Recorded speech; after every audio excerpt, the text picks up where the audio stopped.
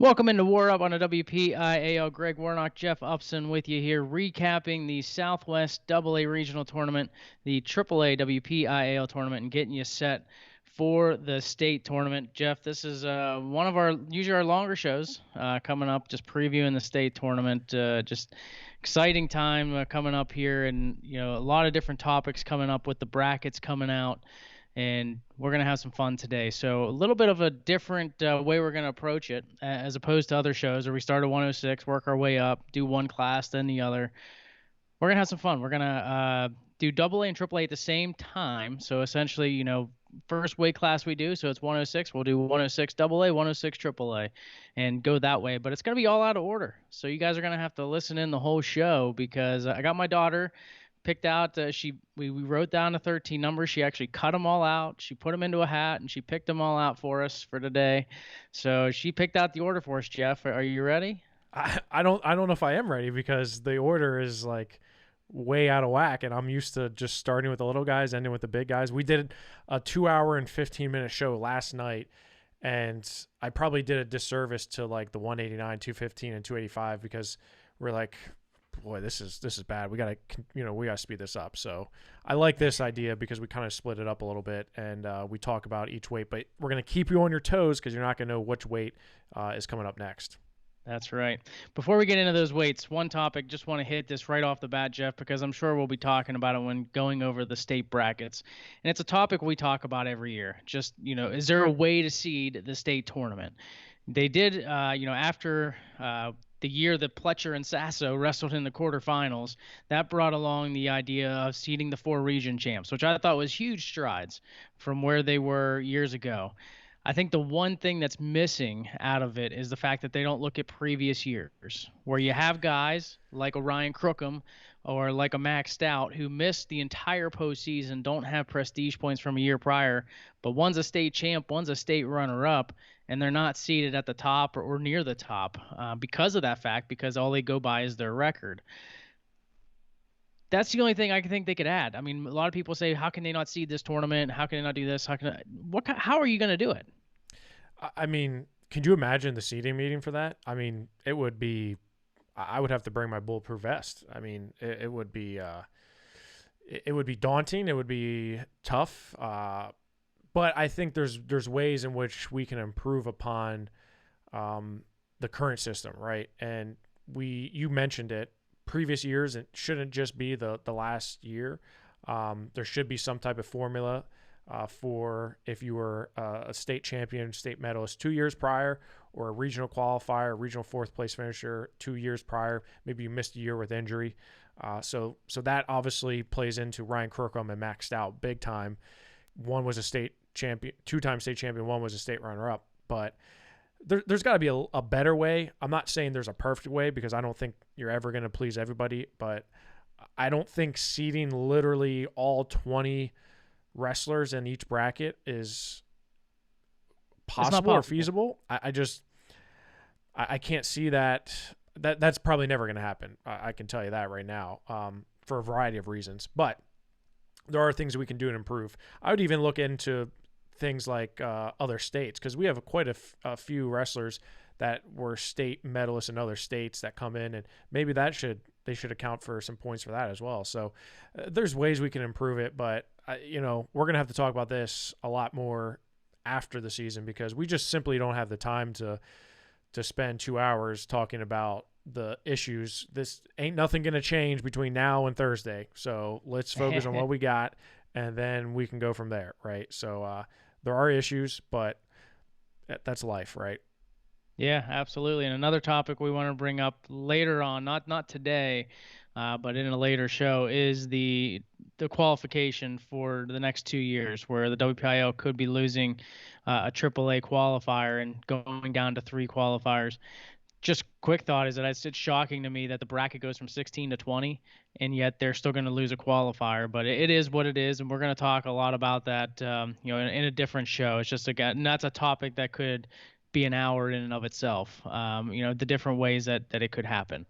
But let's go ahead and look at the wrestling action from this past weekend and get you set for what's going to be an exciting time up in Hershey this week. And you look at The order that we have, the first weight class, Jeff, 285 pounds. The big guys get the center stage as the first weight picked from my daughter, and that is in Double A for the WPIAL. Cam Carter Green of Washington and Joe Baronic of Burgestown both qualifying. Carter Green in third place, Baronic in sixth. Matt Watkins of Tussey Mountain was your champion.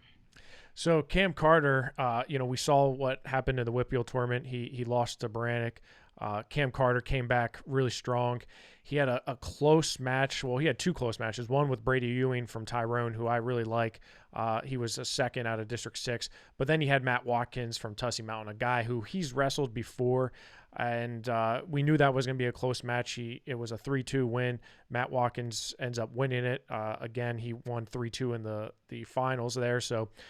But Cam Carter, he had a great tournament. He beat Brady Ewing twice.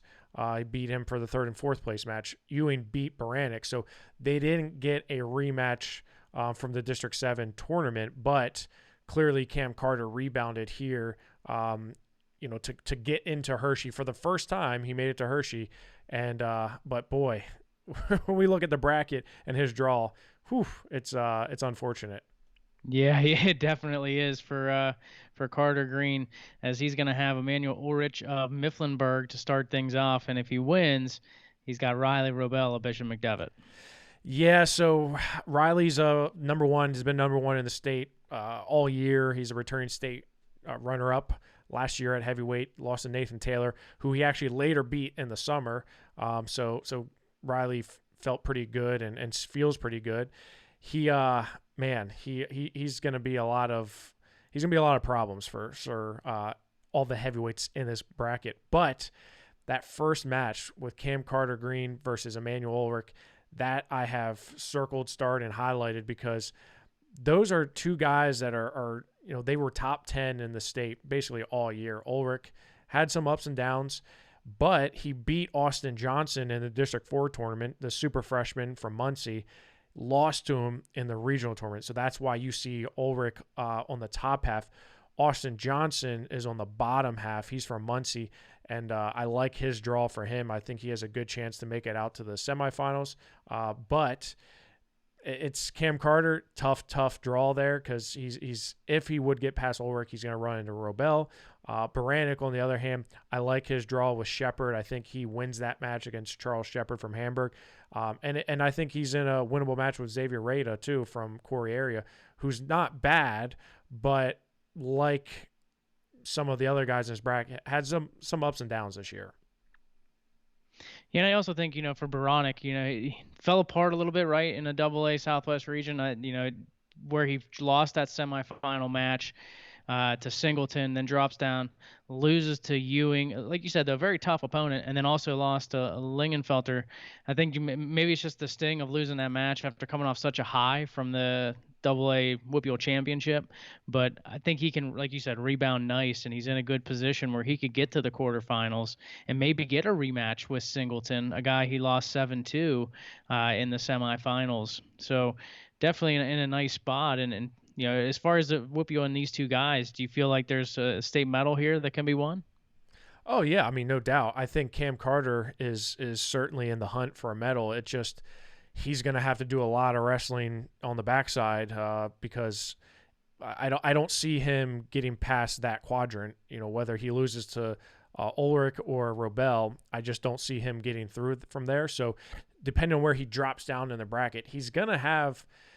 I mean, it's a state tournament. I mean, and heavyweight, there's good guys everywhere. Austin Johnson, Leo Mazuka, Fitzenmeyer from Saucon Valley.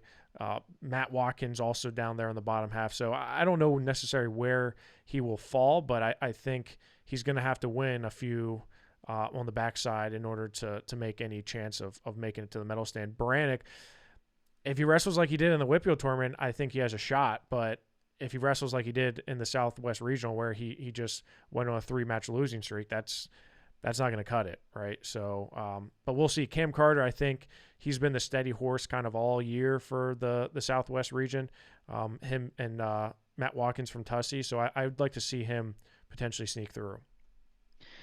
On the AAA side, Billy McChesney of Greensburg Salem, your WPIAL champion. He defeats Noah Tustin of Waynesburg 3-2. Stone Joseph of Kiski area had a great tournament, finishing in third. Jake Palmacata of Butler finishing in fourth. Couple of thoughts here, Jeff, on this bracket. First of all, Stone Joseph, one heck of a tournament. Thought he wrestled lights out. Beats Joey Schneck. Almost beats Billy McChesney. Had him on his back. And not able to, get any back points off of it. But big takedown, had him on his back. I had him on the ropes. The disappointment, I guess you could say, is Ty Banco of Trinity. We thought we'd see a Banco-Tussin rematch. He loses to Palmacata and then ends up losing to Stone Joseph.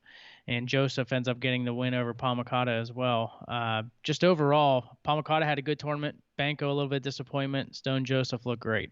Stone Joseph looked phenomenal. I think he needed that sectional championship to kind of let him know, like, hey, I'm still capable. I'm still able. He's had such an up and down career, and we talked about it on our last show. And I selfishly, I was pulling for him a little bit. He had a tough win against Schmeck, and as you said, I kind of took it for granted that him and Billy McChesney wasn't going to be close, and he pushed McChesney. He really did. It was just a different Stone Joseph that we've seen. I don't know if I've seen that version of Stone Joseph since his sophomore year. And, man, he picked a good weekend to break out and have that performance because, like you said, I was totally expecting Ty Banco, Noah Tussin semifinal.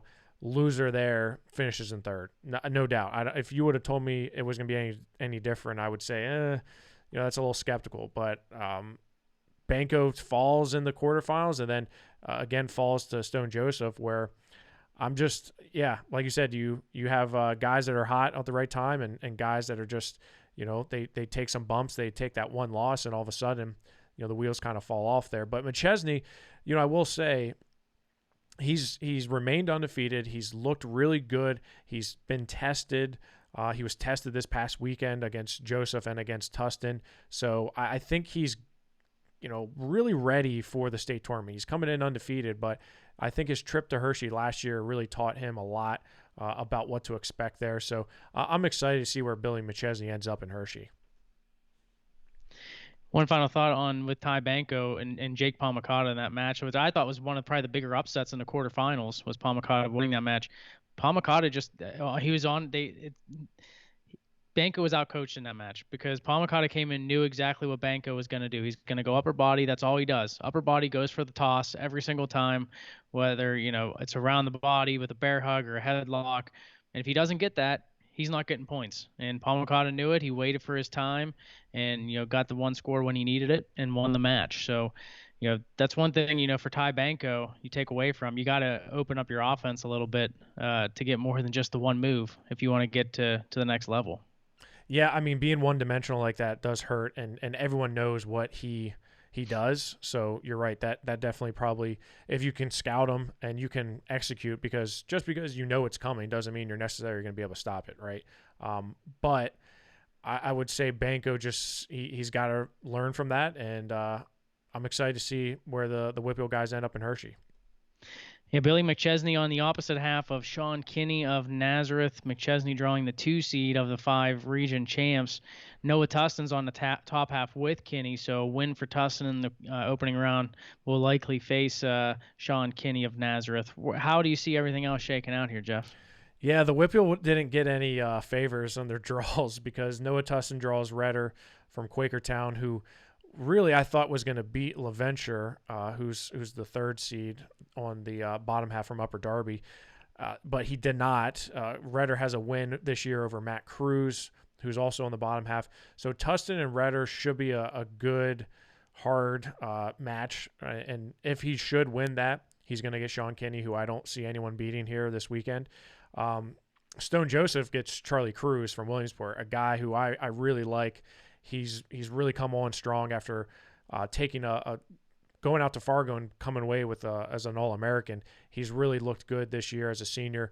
I think Joseph is going to have to wrestle just as good, if not better, than he did this past weekend in order to come out on top of Cruz. But I do like the winner there between Joseph and Cruz to get out to the semifinals. So, Joseph, if he's in, a good headspace, I think he can certainly push Cruz. But Cruz has really shown some strides this year. But I do like the winner of that going to the semifinals. And then on the bottom half, you got Billy McChesney, Jake Palmacata feeding into Julian LaVenture. How do you like McChesney's chances here of getting to the state final, and can he hang with Kinney? Yeah, well, I mean, there's gonna be a lot of bumps before he would see a potential match with Kinney, but I do like his chances. I think he'll probably see Oliver Bellotti from Clearfield in the quarterfinals, which that's two guys that have medals from Hershey previously. McChesney does have a win over him a few years ago, or last year actually. So, I expect him to come out to the semifinals, and who he gets. I'm leaning towards Matt Cruz. LaVenture has been good, but hasn't quite had the competition that some of the other guys have. Lane Schmick from Carlisle had a really bad regional tournament. He was a guy who was top 5 in the state all year, so I could see him and Matt Cruz as the best first round matchup in my opinion. So I would definitely keep an eye on that one because likely the winner there could end up into the semifinals with McChesney. McChesney is he's got nothing to lose, and I think he's got a good mindset. He's always happy. He's got a good head on his shoulders. But Sean Kinney's he's wrestling a little bit different right now, man. He's let's not forget he was maybe an inch and a half away from winning a state title last year, pinning Nate Schoen in the finals. Sean Kinney's just on a different level. I don't see anyone beating him. That's including McChesney. Next weight class to talk about is 160 pounds for the WPIAL. They were able to get 4 of the 6 qualifiers and the 7th and 8th place guys as well. Grant McKay of Laurel wins the title. He had a couple of tough matches, though, Jeff. He had a 5-2 win over Luke Moore of Chestnut Ridge in the semis, followed by a 1-0 win over Zeke Dubler of Glendale in the final. Good tournament for Christian Heinrich. He ends up finishing in 4th place in the tournament, including a win in the quarters over Ethan Heminger of Somerset. Damian Barr of Borough in 5th, Braden Welsh of Fort Cherry in 6th. Another week where Braden Welsh has to injury default in his couple of matches. And it's only fitting he and DJ Slovic wrestling for a chance to earn a medal, and that ends once again in DQ by Slovic. Obviously, we weren't there, so can't tell you what happened. I'm sure many of folks listening in could, but Welsh advances on with the 6th place finish. So overall, WPIL, very strong tournament. Trevor Pettit in 7th, Slovic in 8th. Yeah, I mean, 6 of the 8 here. We knew that 60 was a loaded weight class for the WPIAL, but to see it all come to fruition and to see all these guys like Christian Hirak from Derry, like where did he come from? I remember, I'm pretty sure it's the same guy that I remember as a youth. He wrestled in the youth ranks, but he's a senior, and I don't see any results for him prior to his senior year. And he had a phenomenal tournament. He beat the crap out of Ethan Heminger from Somerset, who's not a bad wrestler. Tech followed him 17-0, made him look silly. Duber then beats him up, which that's not surprising. And then Grant McKay, he definitely had a little bit closer than he wanted to. He's not, and we'll talk about it when we go to 72 as well with Rune. But Grant McKay definitely was pushed and tested, and that was the thing I was most disappointed about him at Powerade, not wrestling at Powerade after the first day, is having him be seen against some of those high level guys. I really wanted to see him and Holden Garcia wrestle, but now we're seeing okay, returning state champ, but you're only winning 1-0. Okay, there's something we can do to help get past him potentially. So I think the WPIAL had a phenomenal tournament. Welsh, as you mentioned, as a freshman, just really had a good season overall, and it's not over yet. So I'm really excited to see where some of these guys go in the WPIAL or in the state tournament. But it's not going to be easy. Looking at the brackets, it's certainly not going to be easy, Greg. Nothing is at the state tournament, that's for sure. But Grant McKay is at the top. Holden Garcia of Notre Dame GP is on the bottom. Tell me about this bracket, Jeff. How do you see it breaking down? Yeah, well, Grant McKay definitely benefited from the prestige points because he's on a top half it's not that impressive. I will say Ty Nixon, Gannon Smith, I like them. Gannon Smith lost to Holden Garcia in the finals of the Southeast Regional. He's been really good this year. He's been had some big wins, including Michael Dugan. But I think Grant McKay is I don't see much of an issue for him getting to the finals. Maybe that's just over estimating his abilities, but I really don't see anyone on the top half giving him too much of an issue. Not saying he's not going to have some close matches like he did in the regional, but I don't see anyone beating him to get to the finals. On the bottom half, a different story. You have Zeke Dubler, you have Robbie Schneider from Lackawanna Trail, who I really like. I think he's had a great season as a junior. Lackawanna Trail overall has had a good season. I got to see them at the team tournament, was really impressed by them. But on the bottom, you have Holden Garcia, Luke Moore. Holden Garcia has just been really consistent for Notre Dame GP, really good from December on. I really was impressed with how he was at the team tournament, battling back and forth with some guys the same week over and over again. So Holden Garcia is the guy who I think is going to punch out through the bottom and get to the finals, and I think him and McKay is going to be one hell of a match. Any other WPIAL guys think can come back with a medal? Well, I think Hurak has a good chance in his first round against returning state medalist Alan Alexander for Pope John. If he wrestles like he did in the South West Regional, I wouldn't be surprised to see him win that and then push Aiden Zimmerman from Johnsonburg in the quarter or in the first round. So I like his draw there. Welsh has a tough match with Anthony Glessner from Bish McDevitt, who I really like. And if he would win that, he would get Schneider. So I think that's a tougher draw for him on the bottom side. And Damian Barr, if he beats Brian Green, he gets Holden Garcia. So not a good draw there, but I'm keep an eye on Hurak, man, because he wrestled really well last week. 160 in AAA, Jared Kessler of Connellsville wins a WPIAL title. Sean Taylor of West Allegheny in second. Chase Kranitz of Norwood in third. Enzo Morlocki of Kiski in fourth. Don't think there's much surprise in the top four. The question was, could a guy like a Bodie Morgan, fresh off a section title, sneak his way in?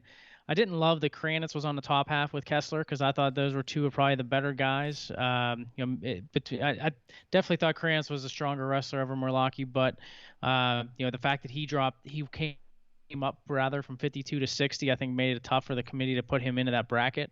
With that said, though, not much argument as far as this top four. I mean, these four are legit. Yeah, and it starts with Jared Kessler. He's wrestling lights out right now, and there's just some guys that you can feel it coming, that they're bound for a breakout. They're bound just to pummel guys and just win without leaving any doubt. And Jared Kessler has been one of those wrestlers in the last few weeks. And I got to talk to him afterwards, and he had a little bit of a abscess on his knee. He had to get taken out and drained, and there was a little bit of an issue there with trying to train and get healthy. But let's not forget, Jared Kessler has finished fourth at the state tournament twice before. I feel like he has just been around forever. And it's also hard to believe this is his first WPIAL title this year, and he did it in really convincing fashion. Sean Taylor is a guy who I think is going to finish on the podium in Hershey, and he beat him 9-2 and just looked really solid. You're going to hear it here first, Greg. Actually, you probably heard it last night. Jared Kessler's winning a state title. I don't see anyone stopping him the way he's been wrestling. Unless something happens crazy between now and Thursday, I just can't see anyone beating him. So I really was impressed with Kessler. But overall, the depth here at 160 for the WPIAL was just insane. I mean, 5 of these guys, four of them have been ranked top 10 in the state all year, but 5 of these guys all ranked top 25. It's just a lot of depth here. So you're going to see some of these guys with some draws where you're like, how the hell did he get that draw? But, when you finish fourth in a region, even though you're returning state medalist, that's the way it is. Yeah, this weight class is interesting in the state because I feel like it's a deep weight in the fact that there's a lot of guys who are probably close to the same skill-wise, and we're going to see how that all shakes out, 2 through 8. I do agree, though. Kessler, you look at his results from the previous years, look at the guys who were in his bracket. Yeah. And that tells you why he was fourth in a couple of years. And if you were to go back to his freshman year, not even his freshman year, really his 8th grade year, right, when he wrestled at the Surge, everybody's like, who is this guy? Who is this guy, right? So the same thing about Kessler, it was Rocco Welsh. And all of a sudden now you're seeing why. I mean, these guys are just studs that came up through, and they just had solid guys, and that's why they don't have state titles. With Kessler and Welsh. So, I agree with you. I think Kessler is just wrestling phenomenal, and I expect the same. But as far as 2 through 8 goes, I mean, you got I think Kranitz, I think Sean Taylor, even more Morlocki if he puts it together for a tournament. All these guys could come home with state medals. But it is a deep weight because there's a lot of good guys here similar to where they are as far as skill wise. Yeah, I like the depth here for the WPIAL, and I think the WPIAL has a very good chance to do well here. I would not be surprised in at all to see Jared Kessler and Enzo Merlacci in the semifinals. Just I'll just call it right now. I do feel like Enzo has a really good shot.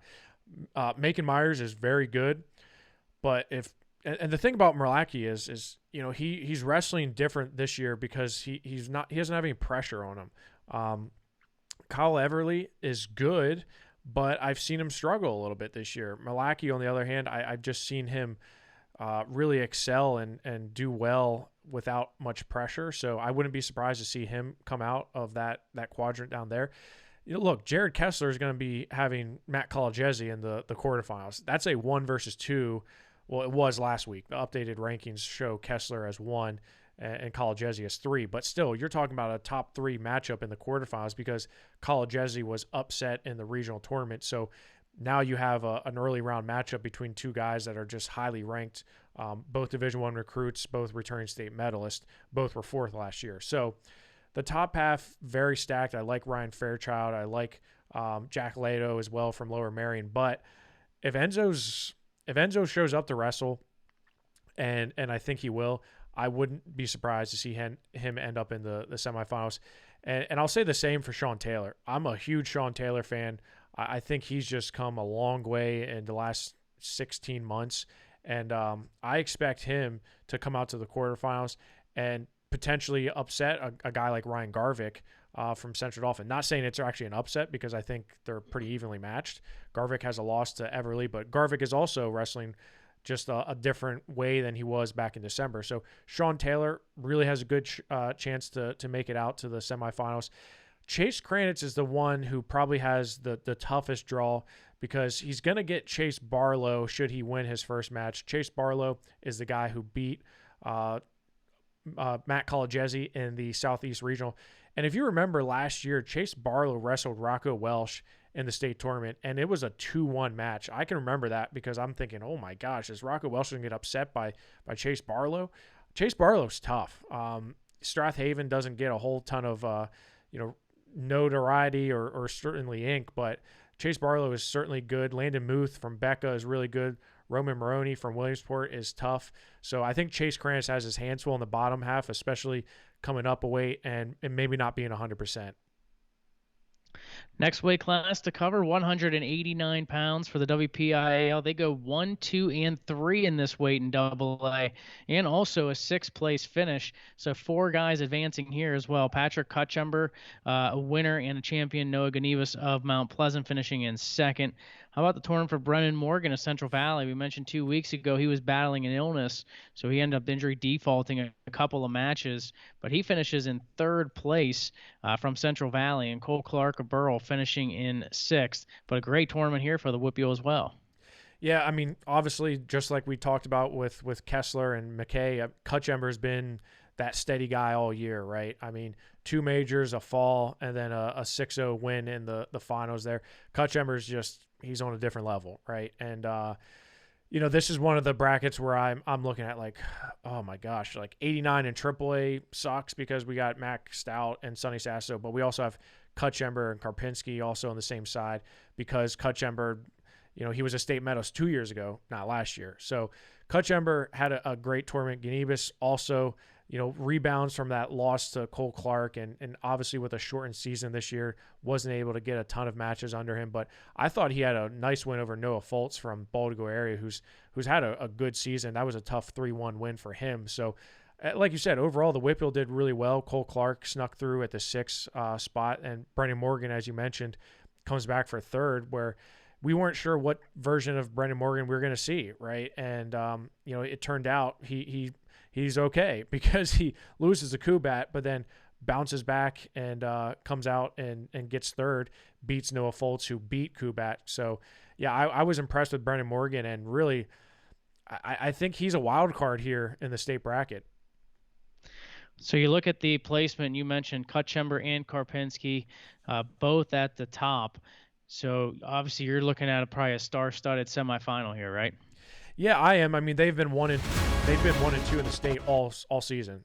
They've been 1-2 literally from this first edition to now, and unfortunately, we're going to see that probably in the semifinals. Other guys from the WPIAL that you like? Do you see anyone else getting to the podium? Well, I mean, you look at Brendan Morgan's draw. I think he's got a tough one with Seth Stewart, but I think that's a winnable match. Jacob Scheib from Tri-Valley is also on that side. He's been really good. Has a few blemishes on his season. He got pinned by Tucker Teets from Selinsgrove, which was a little surprising. But he's been there. He's already a junior, but I feel like he's been around for a while. So should he win that, I think he'll have a tough one with Scheib, who I do believe is probably going to come out from that bottom half. Ganibus has a good matchup with Jackson Zimmerman. That's a winnable match for him. Isaac Corey is a guy who's coming up from 72 to 89. He was a Northeast regional champion. He's on the bottom half. I think, depending on how the chips fall, when you have the two best guys, in my opinion, the two clear top guys on the top half, you could argue Scheib is a number 3 and Corey maybe a 4, but overall that bottom half's a little bit more wide open. So, Brandon Morgan gets hot, he may end up in the semifinals. But it's all about coming back through, and if you lose and coming back on the backside. And I think some of these guys like Brandon Morgan certainly can. They can certainly find their way into the top 8. AAA on the other side, Max Stout dominates action with falls and a tech fall in the finals over Brody Evans of Waynesburg. To finish in second was Evans. Gabe Stafford, Ken McMillan in third. Juliana Marion of Franklin Regional in fourth. Gabe Stafford had the cradle locked and loaded this past weekend, pinning guys right and left, getting them on their backs. Great tournament for Stafford. Finally starting to see a guy who's probably still not 100%, but he's getting closer and he's getting hot at the right time. Well, and he's also undersized too, right? I mean, he's wrestled 72 this year. So, he's not a huge 89 pounder. I mean, he's jacked, and there's a reason he can wrap up that cradle easily, because he's got some guns on him. But that first match, that quarterfinal match with Stafford and Marion, that was a dogfight, 10-8. Marion ends up winning that, but Stafford was really, really close. And after that, I'm thinking, Brody Evans and Marion's going to be a tight one, and Evans ends up winning that. Look, Max Stout just... we're not going to talk about him because there's nothing to talk about. He just dominated. It was just another day at the office for a Stout brother, right? I mean, he just completely dominated, and we take it for granted, right? It goes back to the 5 years ago when we had guys like Vincenzo, Jason Nolf, Michael Kemmer, Spencer Lee, all those guys that were just manhandling people. Max Stout, he's in that category of just going through and dominating. On the bottom half, or the backside, though, Stafford, like you said, really looked good. He came on at the right time, and I'm excited to see where he's at in Hershey, because he's got some more time to prepare to get healthy, and it's going to be fun. Well, we're going to get the Stout-Sasso matchup in the semifinals, Jeff. Who do you like in that one? Yeah, I mean, oh, gosh, you put me right on the spot. You don't even let me complain about the fact that they're on the same side. Yeah. Oh, we already did that at the beginning of the show. Yeah, I did a little bit. But, I'm going to go with Stout, but my confidence level is pretty low on it. Sonny Sasso is a freak of nature. He does things that many people can't.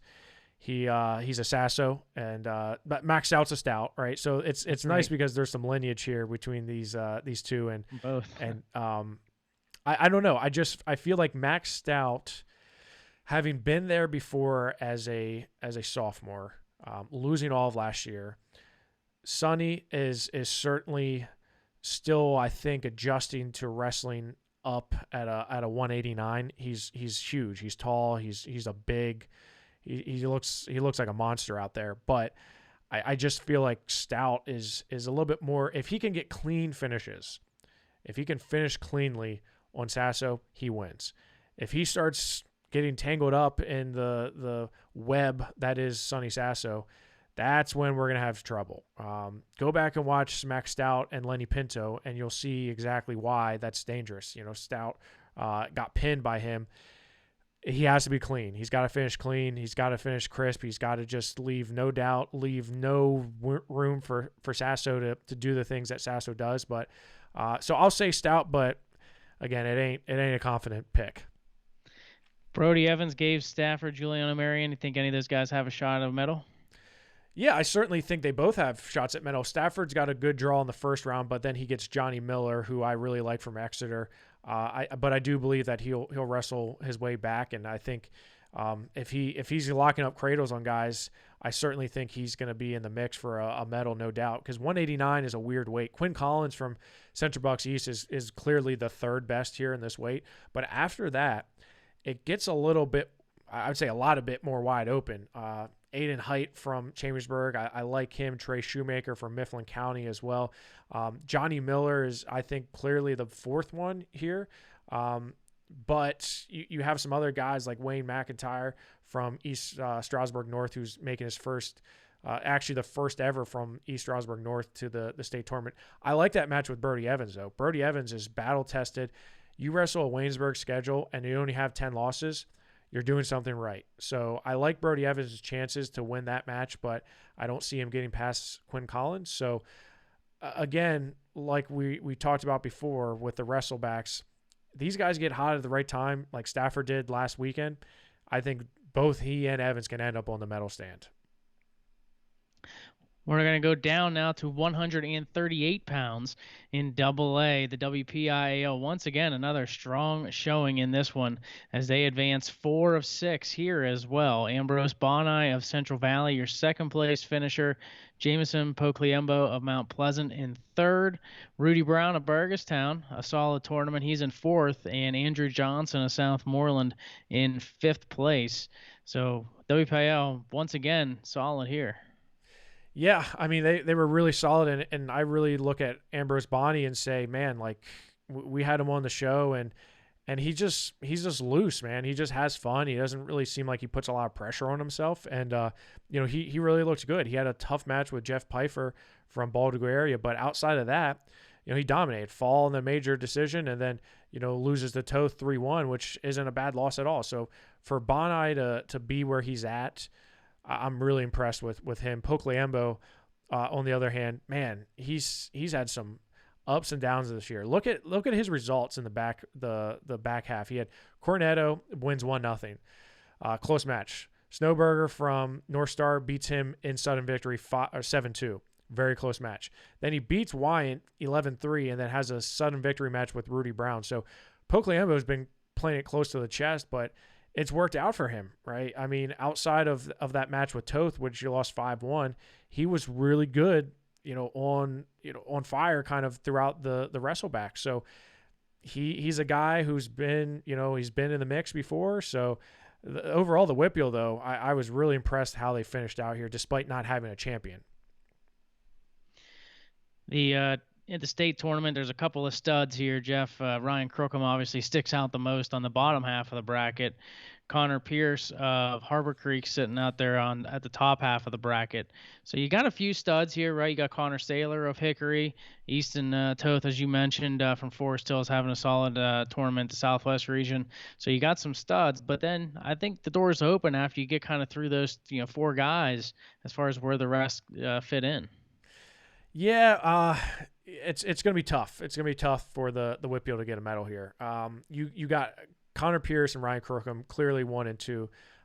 Anthony Avensky from Wyoming area, younger brother of a state champion. He's really tough, and that Northeast region was just stacked. Cameron Melheim from Warrior Run. He's a freshman, won a loaded bracket.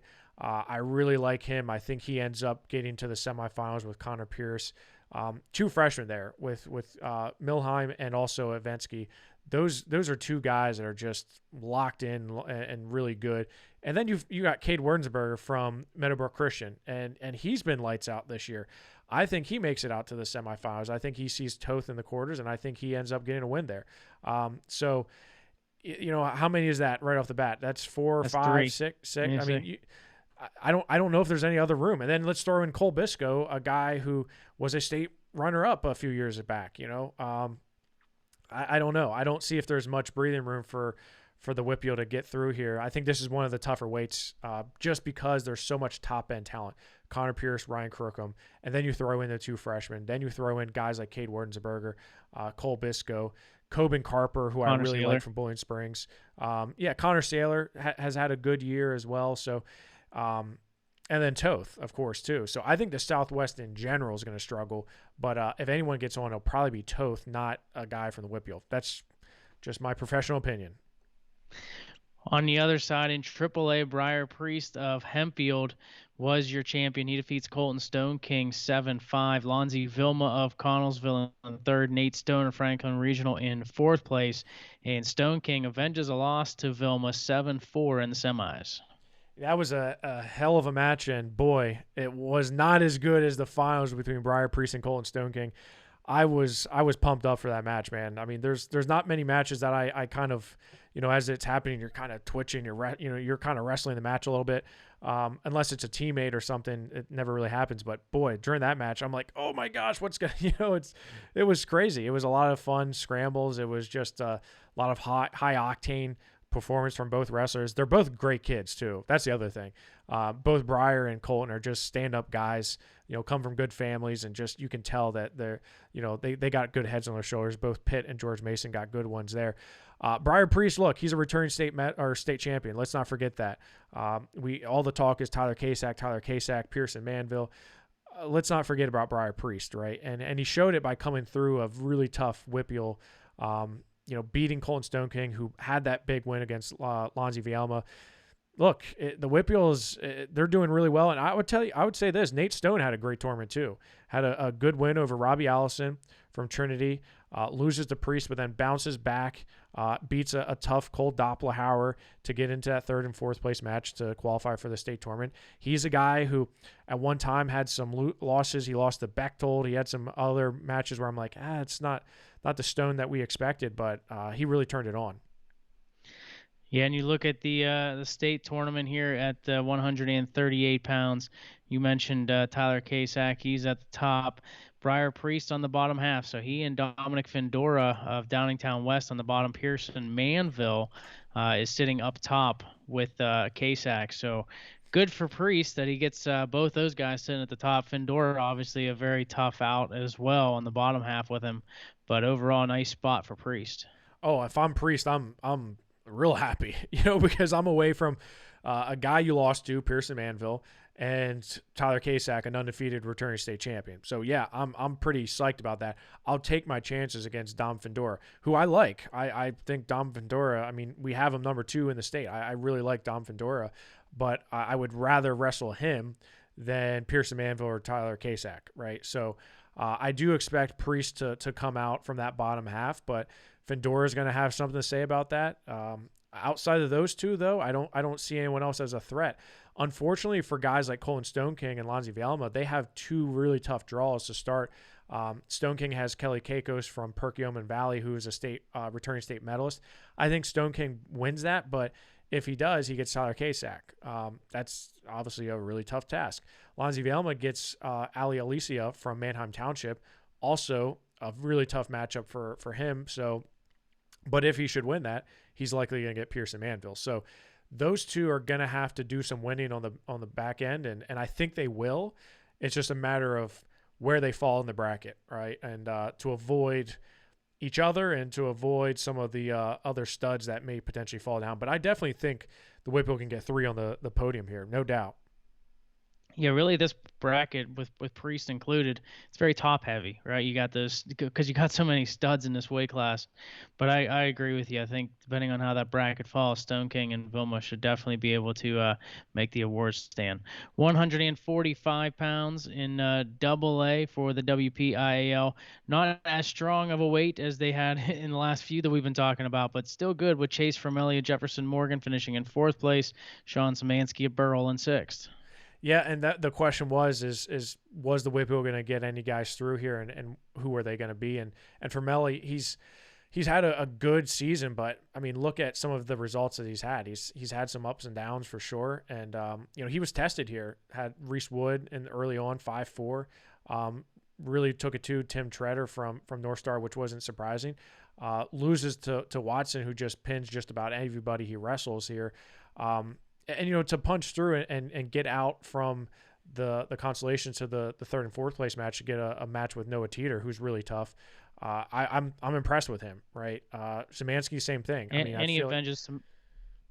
What's that, Greg? And he avenges the loss to Szymanski, an 8-2 win for Formelli in the consolations over Szymanski. Yeah, right. And I was just going to say how those two, have seen a lot of each other, and then you throw in Lankos as well, who Szymanski beat in that blood round. It's again, a lot of guys have seen each other over and over and over again, but yeah, and even Chase Brandenburg. I mean, he was in the mix as well. Loses 11-7 to Szymanski. So, unfortunately, you just had some guys that were in that 5 to 8 range, and unfortunately, some of them got through, others did not. So, Formelli's he's gonna have his hands full at this state tournament, no doubt. Yeah, tough draw for Formelli and Szymanski. Formelli feeds into Connor Hare if he wins his first one, and Szymanski feeds into Eric Alderfer if he wins his first. Yeah, not a good draw for either one of those guys. And like I said, 45 is just a stacked bracket to begin with. You guys, Connor Hare obviously is one of the top guys in the state. But then you have Alderfer, you have Caden Wagner, you have Carter Gill, you have Ty Watson, you have Evan Mag, Jake Guilfoyle from Bishop McDevitt. Yeah, it's going to be hard. Let me just put it that way. It's going to be hard for the Southwest in general. Noah Teeter's going to have a hard tournament. Ty Watson, I think, is going to be, tested often and early. So, yeah, it's going to be hard for one of these guys to come through. I don't see it happening. AAA on the other side, we had one of the most exciting finals here at 145. Finn Solomon, Ty Waters, the third matchup between these two guys. And I could watch this match probably 10 times over, Jeff. Just so much fun watching these two. It was a 5-4 win for Finn Solomon. He defeats Ty Waters in the third go-around. Lucas Capusta of Hempfield in third. Drake Burford of Highlands in fourth. He had the huge win in the blood round over Levi Donnell of Butler. Catches him on his back and pins him and gets that final spot. Yeah, I mean, Drake Burford's a guy I don't want to draw in a bracket because he's so dangerous. I was talking to Highlands coach Logan Downs, and he has a lot of experience at the state tournament, and I said that to him. I said, man, I would not want to draw Burford because he's dangerous, right? And he knew that he had to get by Levi Donnell in order to get through because you knew Finn and Waters they were on a different level, right? And I would even say Capusta too. I think he's really separated himself. I'll echo what you said, Greg. I could watch that Finn Solomon Ty Watson match 100 times and I'd never get bored. That was a hell of a match. I told them both. I was like, I didn't think anyone would top 38, but you guys did. And Finn, one thing I noticed about Finn was, and I hadn't seen him since probably January, maybe early January, and he looked stronger. He looked leaner. He looked his physique was just. I'm thinking, okay, like Finn looks really good. It just looked chiseled kind of. And I think that showed. I think it really showed in that match against Waters because he was able to muscle his way through some positions and just get into a better position because of his strength.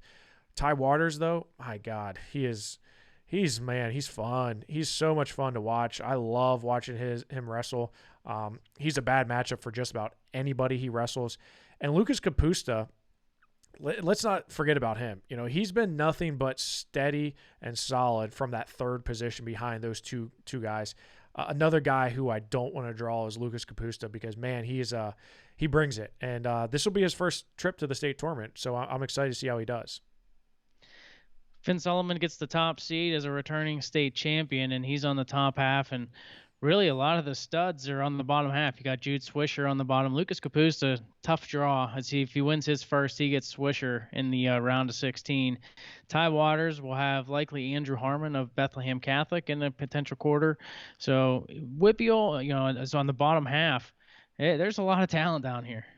Yeah, there is, and Finn Solomon definitely is the one who benefited the most, obviously being a returning state champ and on the top half because I think he's got a pretty pretty easy road. I think his toughest match could come against Riley Bauer in the quarterfinals, but I don't see Chance Babb beating him. I don't see Michael Trainer beating him, or keeping it close with him, to be honest. Finn Solomon is really, I think, a good bit a distance away from some of those guys. On the bottom half, though, like you said, there's just landmines everywhere. I like Keaton Fisher from Conestoga Valley.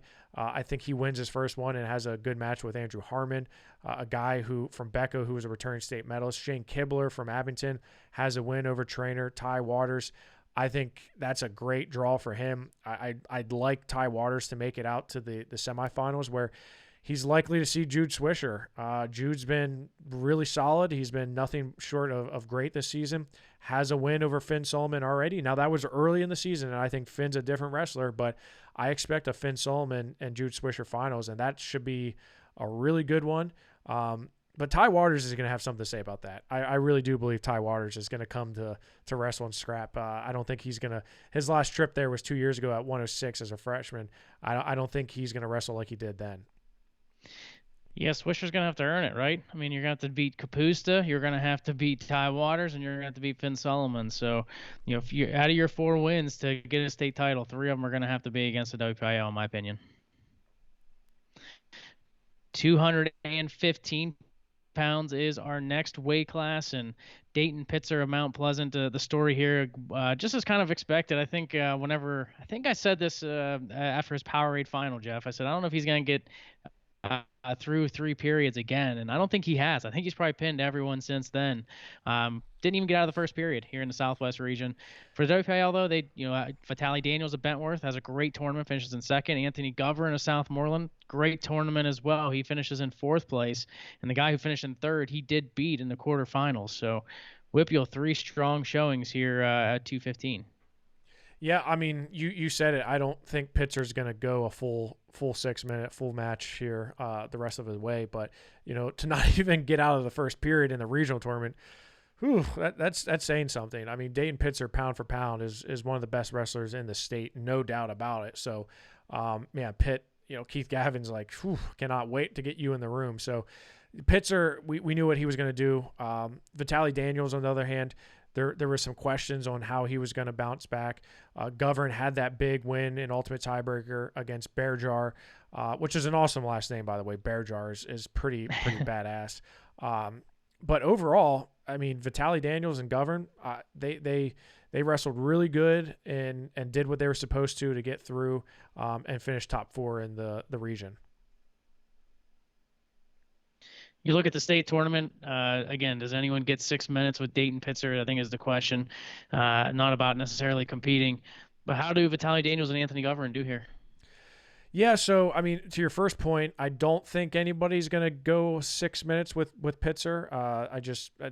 I don't see that happening by anybody, especially not on the top half. I think he pins his way into the finals here. On the bottom half, Vitaly Daniels has a tough match with Jonah Hauser from Lackawanna Trail. I said Lackawanna Trail impressed me before. Jonah Hauser was one of those wrestlers that did. Him and Vitaly Daniels should be a really good match. The winner there will likely see Brad Morrison. West Perry only has 1 loss on the season. I like Brad Morrison. We got to see him at the Surge. I got to see him quite a few times this year. So that's a tough match for him. And I wouldn't look past Cale Black either. Cale Black from Eisenhower is also there in a pretty deep Northwest region. And I like Hayden Linkerhoff on the bottom from Corey area. I don't know against, Govern. I think he has a good first-round matchup with Frame, but Woodruff is pretty darn tough, so that's going to be a tough one. I just don't know where – I think Vitaly Daniels has a shot, right? Especially if he beats Hauser in the first round. I think he has a shot to make it through to the top 8, but it's not – I mean, we know where Pitzer's at, but the rest of the field, it's pretty stacked as well. 215 pounds in AAA. It was a stacked weight class here thanks to everybody trying to get away from maxed out. Brian Finnerty of Thomas Jefferson does it again, defeats Corey Borio and defeats Cole Waitman on his way to a WPIAL title. Both 1-0 decisions. What impressed me most about him, Jeff, was his riding abilities, being able to ride both Borio and Waitman, especially with Waitman slamming Finnerty's head off the mat time after time, bloody nose after bloody nose. But boy, Finnerty gets it done and wins the WPIAL title. Corey Borio of Latrobe comes back for third. Liam Volklaus of Seneca Valley for fourth. I mean, look at Finnerty's decisions. 1-0 over Buggy. That was a tight match. 1-0 over Borio, and then 1-0 over Cole Waitman. He scored a total of 3 points in 3 matches, and he won a WPIAL title. I mean, I don't find me another bracket where that's happened. Maybe it has. I'll ask Ken Stats Wonderly, but I can't imagine winning 3 matches with a total of 3 points, all in the WPIAL tournament, all to win a title. So, and look, Cole Waitman was a 2-time WPIAL champion, and he beat him for the second week in a row. Now, Cole Waitman is not the same Cole Waitman that we're used to, right? He's was banged up. He's still banged up, not necessarily in wrestling shape quite yet, but clearly he's right there. And so is Corey Borio from Latrobe. He's right there with guys like Finnerty.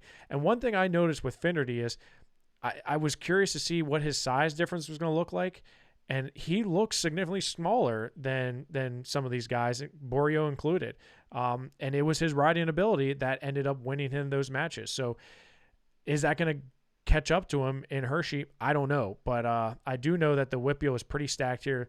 LVK from Seneca Valley, I like him. He had a big win over Eli Makel from Waynesburg, 7-0. I thought he looked great in that match.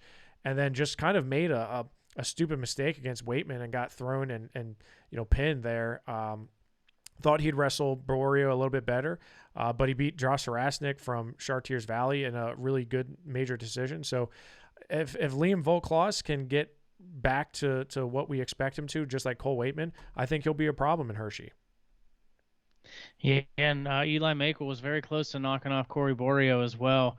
A debatable takedown on the edge of the mat in that third period was close to going Makel's way to end up winning that one. But you look at this, I mean, it was a deep weight here at 215 pounds. But also, I think it's deep at the state tournament as well. So where does the WPIAL guys kind of fit in here? Well, I tell you what, Finnerty got a great draw. I think he sees Lucas Doyle in that first round. Lucas Doyle has 2 losses to Borio this year. I think Finnerty wins that one. I think it's going to be close, and I think it's going to be tight because Doyle is a big 215-pounder. But I think Finnerty finds a way. Winner of Anson Wagner, Travis Armstrong, that's a winnable match for him as well. Armstrong is kind of the dark horse here. I think Armstrong is a guy who's physically very much capable of winning that match. I just don't know if I think he struggles from bottom, which I think Finnerty's going to exploit.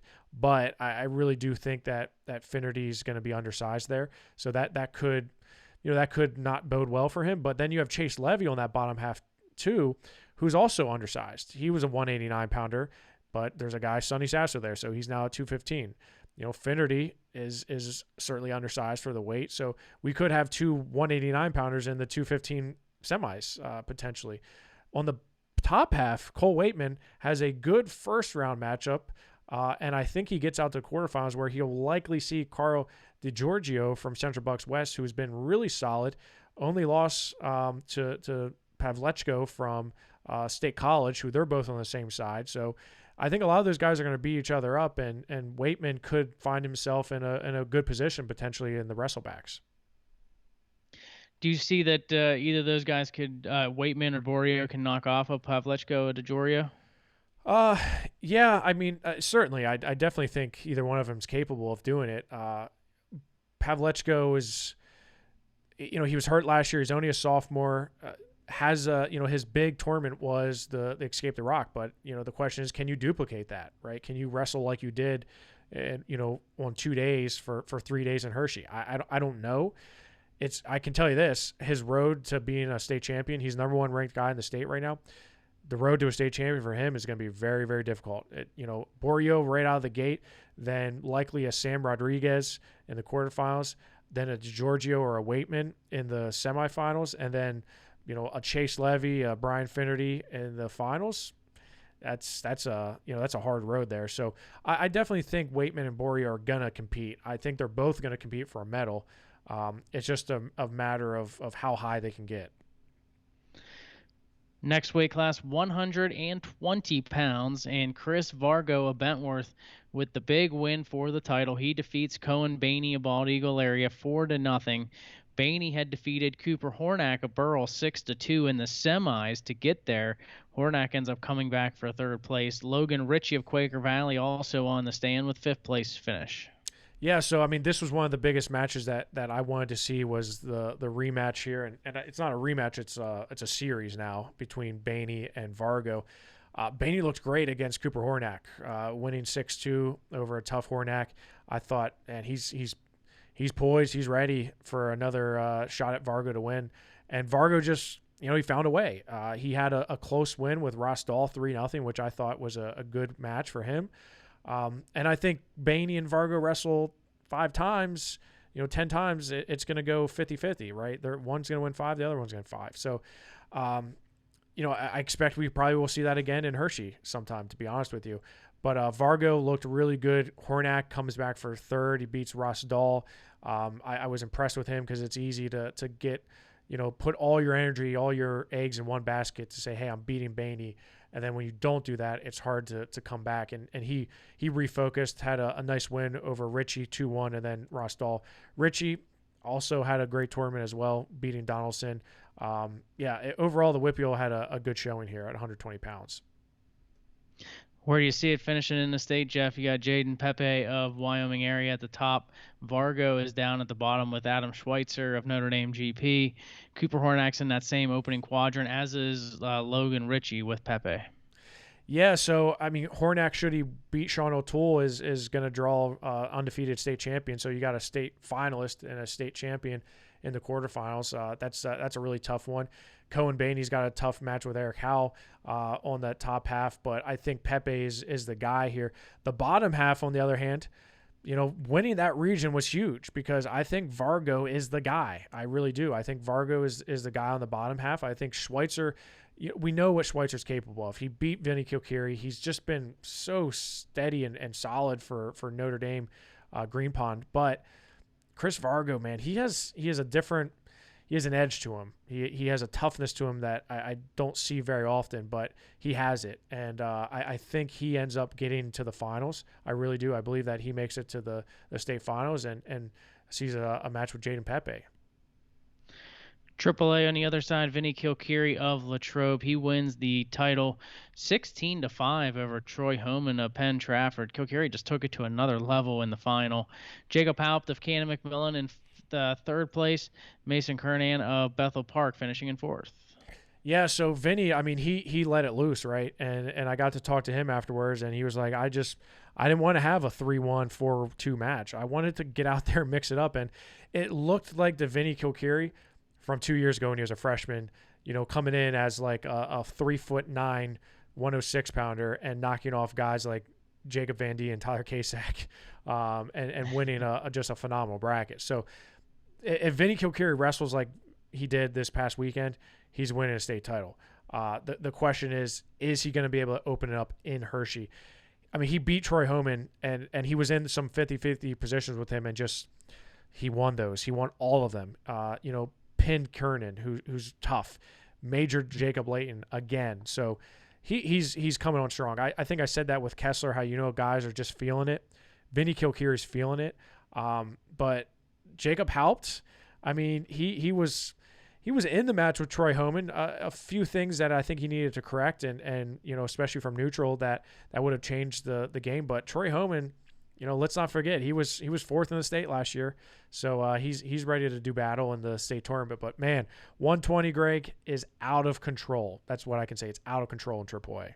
Yeah, I would just look at all the names. It's deep. I mean, it goes to at least 12 deep in this weight class. Yeah, 12 deep is a conservative estimate, because Mason Leapart's at the top. He's going to get the winner of Charlie Bunting and Troy Homan. Two guys that are state medalists last year, two guys that were second in the region where they had guys that they had been close with before. So I really look at that match as one of the best first-round matches, no doubt. So if Homan should win that, I think he's right there with Leapart. I really do. Leapart is a guy who he's so good at a few things, and he's so good from top. I think that's going to cause Homan some issues. But if he can get on his offense, if he's able to get a takedown, I think he wins that match. And Jacob Haupt, on the other hand, he's got a rematch with Asher Cunningham, a guy he beat in the Surge. So Haupt had a phenomenal Surge tournament. Go back and look at the brackets. PA Power Wrestling, we do a phenomenal job of hosting a tournament. Greg, don't you think so? Yeah, I would absolutely agree. I'm just trying to throw some commercials out there. Hey, sign up for the Surge.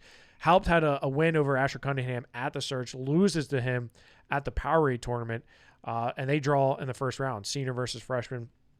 Haupt's got nothing to lose, man. He's wrestling. He's already committed to Kent State. He's got nothing to lose in this match. And Asher Cunningham, he's had some close matches in the past few weeks, so I'm excited to see that one there. But on the bottom half, you look at where Mason Kieran is. One second, Jeff. Not to interrupt you. Do you think the winner of Haupt Cunningham gets to the semis? Yeah, I mean, very good shot. I think for sure the winner there has I would lean towards that winner and make it to the semifinals. Carmen Cortez from Westchester Henderson is good. Don't get me wrong, he's good, but I think Asher Cunningham has a win over McIntyre. Cunningham has just been he's been really solid, and Haupt is just he's a renegade, man. He's out there just slinging it, Sean Logue is also not an easy out should he win and wrestle Carmen Cortez. So I would say, the winner from that Cunningham Haupt has a very good shot to make it the semifinals. Go and look at the bottom half now. Just another, again, stud after stud here with Vinny Kilkeary and Kernan at the bottom. Yeah, and I think Kilkeary is just I think he makes it. I think he makes it to the finals. I really do. I don't see anyone stopping him. And I think his toughest match could potentially be Mason Leapart. Like I said, a clash of styles. Vinny Kilkeary, very much not he's an unconventional wrestler. Mason Leapart, a very conventional wrestler. So that to me is a good matchup there. But on the bottom half, you have guys like Mason Ziegler, who I've been impressed with this year, Camden Williams, who has a win over Vinny Kilkeary. Now, this is not the Camden Williams that we saw last year. He's certainly not in the same state of mind or shape to get there. But hey, we know the ability is there. Cale McIntyre, on the other hand, he's just turned it on. He's a new wrestler, so I certainly don't want to be opposing him. But Vinny Kilkeary, he looks so good at the regional tournament. I can't see anyone beating him. Now on to 132 pounds. WPIAL gets 4 wrestlers out of the 6 going on here. Joey Senapal of Burgestown finishing in second place. Drops a 9-4 decision to Callum Bowman of Chestnut Ridge in that final. Kyle McCullum of Best Center also lost to Bowman 8-2 in the semis, and he comes back for third. Peter Chacon of Best Center finishing in of Montour finishing in 4th place, and Nico Farah of Burrell puts together a good tournament. After that whippy old loss in that opening round where he was upset, he's been on fire of late. Not only getting into the mix for the top to advance to Southwest Region, but now advances to Hershey, finishing in 6th place. Probably the best thing that happened to him was that early round loss, to be honest with you, because look at what's happened since then. He's wrestled lights out. Finishing 6th at this weight, that's pretty impressive, because Callum Bowman, boy, he's really peaked. He's really wrestled well as of late. And, there were some questions about him certainly last year after being a state runner-up and then not doing as well last year. This year, some questions. He had some close matches here, but he really took it to Joey Senapal, who also recorded his 100th career win here. Senapal has been nothing but solid for Burgettstown. Tough schedule with them. So Joey's going to have to rebound to refocus to earn a state medal here in Hershey. But Kyle McCullum, he's been there before. He's come away with a medal before. Look at that 3rd and 4th place match, 3-1 in Southern victory. But he beat Farah as well, 3-1. So these guys are all neck and neck. I like these guys, all kind of knocking their heads together and seeing who comes out on top. But, looking at the state bracket, Greg, it ain't going to be easy. That's for sure. Yeah, it's very top heavy too. You got Owen Ronzel of Brookville at the top, Brandon Chiletzos of Notre Dame GP, Connor Heckman of Midwest, And then we talked about Kylan Bowman, who just had a great Southwest Regional. So you got four studs as far as region champs go. Where do Senepaul and McCollum fit into the mix from there? Yeah, well, I'll start with Peter Chacon from Montour. He's got a good first round matchup. I think he can win that one. But then Owen Reinsel, Lehigh commit, 2-time state place winner, fourth last year. He's going to have his hands full there. And I think Reinsel's probably going to end up getting out to the semifinals. And I like Max Stein from Faith Christian Academy, Barvitsky from Southern Columbia, and Bowman. They're very top heavy. So I would rather be on that bottom half. I think Kyle McCullum has a good chance to come out to the semifinals. Connor Heckman has wrestled really good, but he's in a tough Northeast region where they kind of all beat each other up a little bit. He took some losses, and he's definitely beatable, right, for Kyle McCullum. You look at Joey Senepaul, he's probably got one of the worst draws of all of them because he beats Wyatt Laser from Commodore Perry, but then, drawing Kletzos right in the quarterfinals, that's a tall ask, so he would have been a little bit better if he would have got fourth or third, in the Southwest region, because then you may not see him into the semifinals. But look, that's why they wrestle the matches. I think that he's going to do just fine. He's going to compete. Him and McCollum, I'm excited to see where they both end up. Yeah, and I feel pretty confident both guys will come away with a medal just for how well they've been wrestling all season long. 132 in AAA. Mac Church of Waynesburg, very dominant in his performance. Tech fall in the quarters and two major decisions to win the WPIAL title, leaving no doubt about it. Chad Ozias of Connellsville, he finishes in second place. Blake Reener of Trinity in third, and Eli Carr of Hempfield in fourth place. I think when you look at this bracket, Jeff, this is a deep weight here at 132 pounds going into it. And Mac Church obviously was the favorite to win it, but 2, 3, and 4 were up for debate. Vince Citrano of Plum was a guy that we thought, hey, he's going to make it to the state tournament. Just where is he going to finish? Second, maybe third. He finishes in sixth place. Kai Von Grace was a guy we were excited about. He's really peaking at the right time. Beats Blake Reener of Trinity, gets into the semifinals. That was that one bugaboo match where you're like, okay, he might lose the Reener and just miss out. Wins that one, and he ends up finishing in fifth place. Just a wild finish here at 132. 32 was just it was weird. Outside of Mac Church, things were just weird. Chad Ozias and Vinny Citrano wrestle. Citrano was literally one takedown a few seconds away from making it to the state tournament in the WPIAL finals. I think that loss cut so deep. I think he really just put all his thoughts and his energy and his emotions into that match, because afterwards he just didn't have it left. He didn't have anything in him, right? Loses to Reiner in that match, and then loses to Grace in the fifth and sixth place match, which, how are you going to get up to wrestle in that match? It pains me to not see him make it, because, all the things that he's been through and the doubt that he's had. And I think this is going to be better for him in the end. I think, depending on where he goes to college, I think this is going to help propel him to the next level. But, we can't discount the fact that Mac Church is scoring points, and he's scoring lots of points, right? Because let's not forget, last year he lost to Dylan Coy in the WPIAL tournament. This year he's leaving no doubt. A flip has been switched, and he is now wrestling just completely open and free, which is great. This was weird though. Eli Carr comes through, places fourth. Blake Reener places third. This was a weird weight class. And there were some other guys who, like, Nathan Monapart, Bodie Marlowe, they were in the mix as well. It was a weird weight class, but I think Mac Church is a story here. No one's touching him.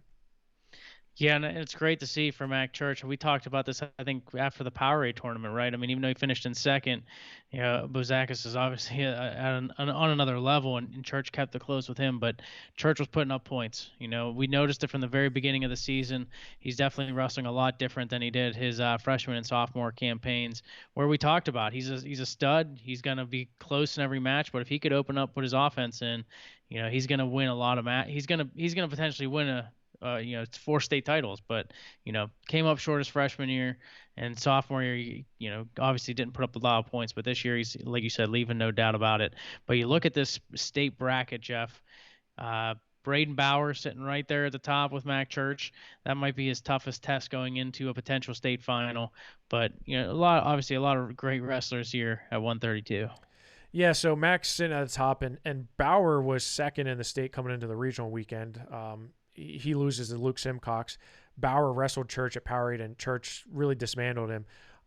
Colin Guy from Quakertown is a freshman that is just a stud. But there's also a stud freshman with the same name, spelled differently, Colin Rath from Becca, who's 20-1. His only loss is Brandon Kletos. And that was his first varsity match. So Rath, I think, is the guy on that top half that is dangerous. You don't wrestle for Bethlehem Catholic and have a 21 record and not be dangerous, right? And Mac Church has a history with guys from Bethlehem Catholic. Him and Tyler Kasak have been back and forth. So, and I think I look at that quarterfinal match between Guy and Rath as a really good matchup to see who can test Mac Church. But I really think Mac Church is the guy here. I don't see anyone beating him. Eli Carr's got a tough draw with Garrett Gear from Garden Spot. Chad Ozias has a good draw with Julian Everett from Pittston. I think he can win that match and then potentially get a Matt Repost there. I like Repost to come out to the semifinals with Luke Simcox. Blake Reener would feed right into Luke Simcox. I think Simcox is the guy there. So outside of Church, I think it's going to be tough for the WPIAL. Next weight class, 113 pounds for the WPIAL. Jack Cazales of Quaker Valley finishes in third place. James Walzer of Montour, the surprise finisher, I think, here for the WPIAL, finishing in sixth place. Colin Bartley, your WPIAL champion, just outside in seventh. Jack Cazales was the guy we talked about 2 weeks ago. He ends up injury defaulting after losing a tough match in the semifinals where he just didn't look right, didn't look himself. Able to bounce back and finish in third place and have a solid finish. Yeah, I mean, it was great to see because we knew he was struggling. We knew that there were some issues there with Jack in the WPIAL tournament, but he really turned it on, right? He beat Brock Holderbaum twice in the Southwest Regional. His only loss was to Phi, who is a solid wrestler, but he clearly is close. And I would say the biggest surprise had to be Walzer from Montour. That to me was like, you finished sixth in the WPIAL.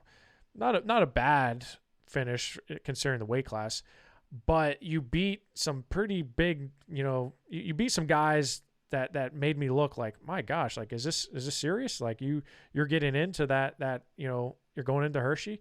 And he does, he makes it out. So good for him. And, a guy like Colin Bartley just misses out. And, it's going to be tough for the WPIAL, no doubt. But Jack Cazales, I think if he can get refocused again, I think he's going to do just fine. Boy, 113 in AA is also it's a star-studded bracket here. Yeah, star-studded, and there's some fresh faces here. Gage Botero from Faith Christian's a guy who I really like. But then there's some familiar names like Hunter Robeson, Landon Bainey, Brandon Wenzel, Gavin Bradley. Gavin Bradley and Brandon Wenzel they split two matches. Bradley, obviously a returning state finalist to Pepe, three-time state medalist. Wenzel was a state champion 2 years ago, third last year. So these guys are just, they're stacked. Weston Pisarczyk from Brockway. That first-round matchup with Cazales is a huge one. That's one of my favorite matches there in the first round at 113 pounds. So that's a tough draw for him. And, you look at Walliser, he's got a favorable draw with Struble from Mifflinburg, but a really bad draw with Botero. And that's not, we didn't even mention guys like Devin Jackson, who's also there as well. So, the WPIAL in general, outside of Cazales, it's going to be really, really hard, but Cazales is even going to have a really hard time, I think. Yeah, he's going to definitely struggle. It's a deep weight class here, 113 in AA. AAA side, Tyler Chappell of Seneca Valley. He wins the WPIAL title with a 1-0 decision over Darius McMillan of Peters Township. Brandon Damai of Cannon McMillan in third. Brady Joling of Chartiers Valley in fourth.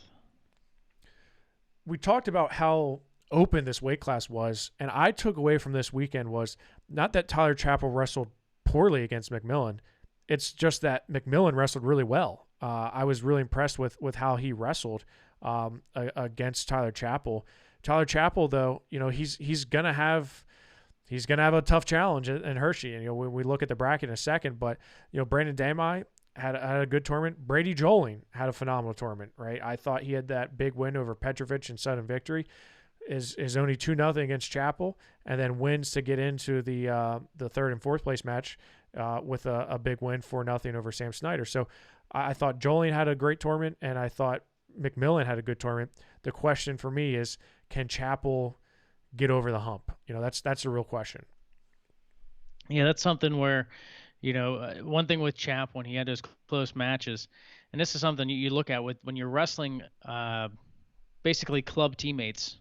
It could be tough sometimes. He wrestles Joling, wrestles McMillan a lot with Quest, and so those guys very familiar with one another. But one thing with Tyler that we've talked about Dylan Chapel at length, right? About how he would be so dominant all season long, then come postseason time, he just kind of shut it down a little bit. I hope it's not happening the same thing with Tyler. And you're noticing a little bit of it, I think, with Tyler, especially in that WPIAL tournament. So hopefully he can open it up here in the state and not shut it down, here in Hershey, because I think he's, when you look at the state bracket, it's a deep weight class again. I mean, there's several big names, but he's in a good spot, I think, to win the first or maybe even second match to get to the semifinals. Oh, I clearly think he's definitely in the quarterfinals. I don't see Clausen or Davis coming close to him. I think Tony Burke and Cole Campbell is going to be a really good first round matchup, and I think the winner there is going to certainly push Tyler, but I expect Tyler to be in the semifinals. And I think that top quadrant, I'd rather not be up there with Caden Williams, Nick Allison, and Tahir Parkins. There's no way I want to be a part of that. So, Caden Williams is going to have to get through some, he's going to have a tough quarterfinal match. It doesn't matter who it is. It's going to be a tough match.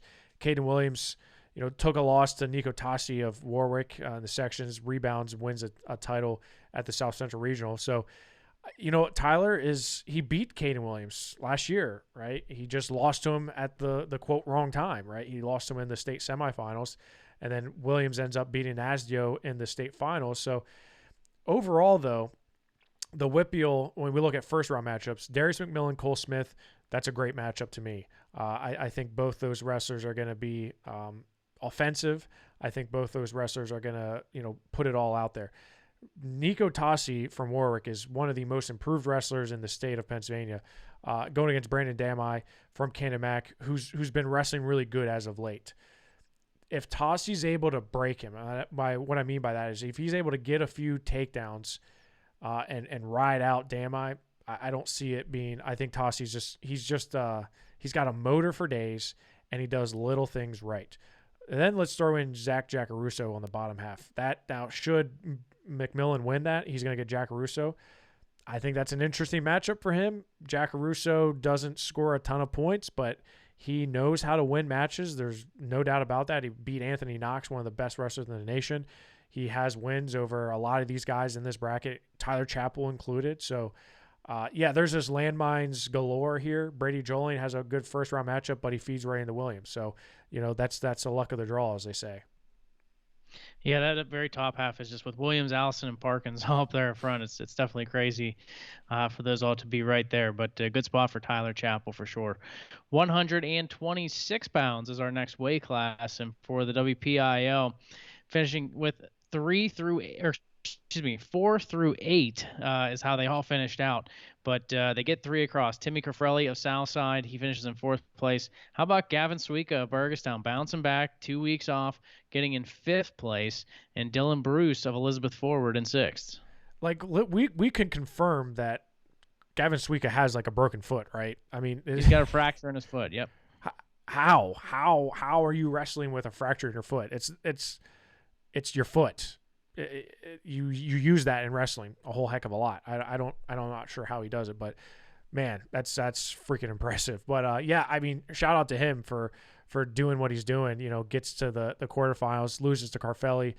That's we know that was going to be a tough match, and then Husek beats him, which we knew was going to be a good one. But Suika comes through and beats Stepp, and then loses to Burkett. But still, I'm excited to see how it all pans out for him, and because I think fractured foot and all, he's going to do just fine. But overall, you got to be impressed with the WPIAL here with guys like Carfelli coming out through Suika and Dylan Bruce.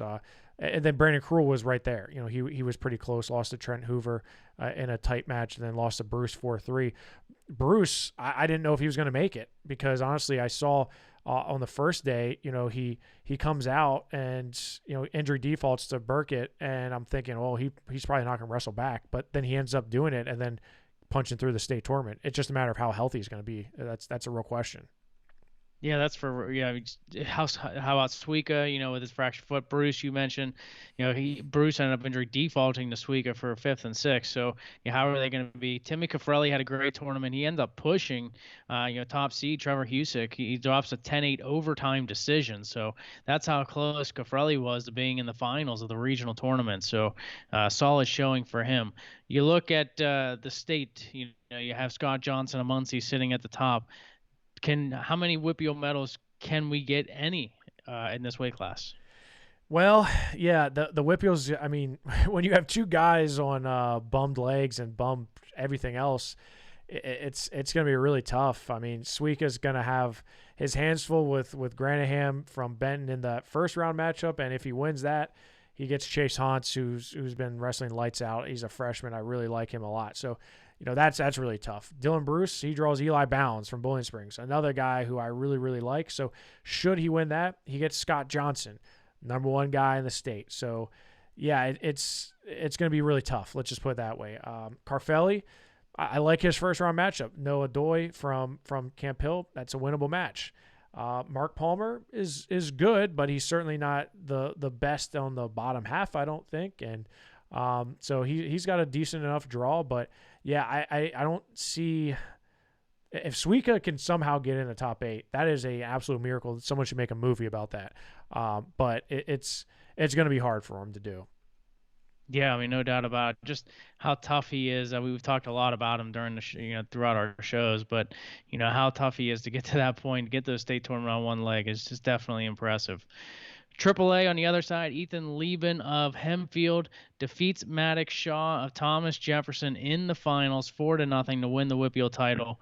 Xander Fatoris had a great tournament, finishing in 3rd place. He tested Shaw, lost 3-2 in the semifinals, but he beat Anthony Ferraro twice, both in the quarterfinals as well as the 3rd place match. Anthony Ferraro, Pine Rushland, finishing in 4th.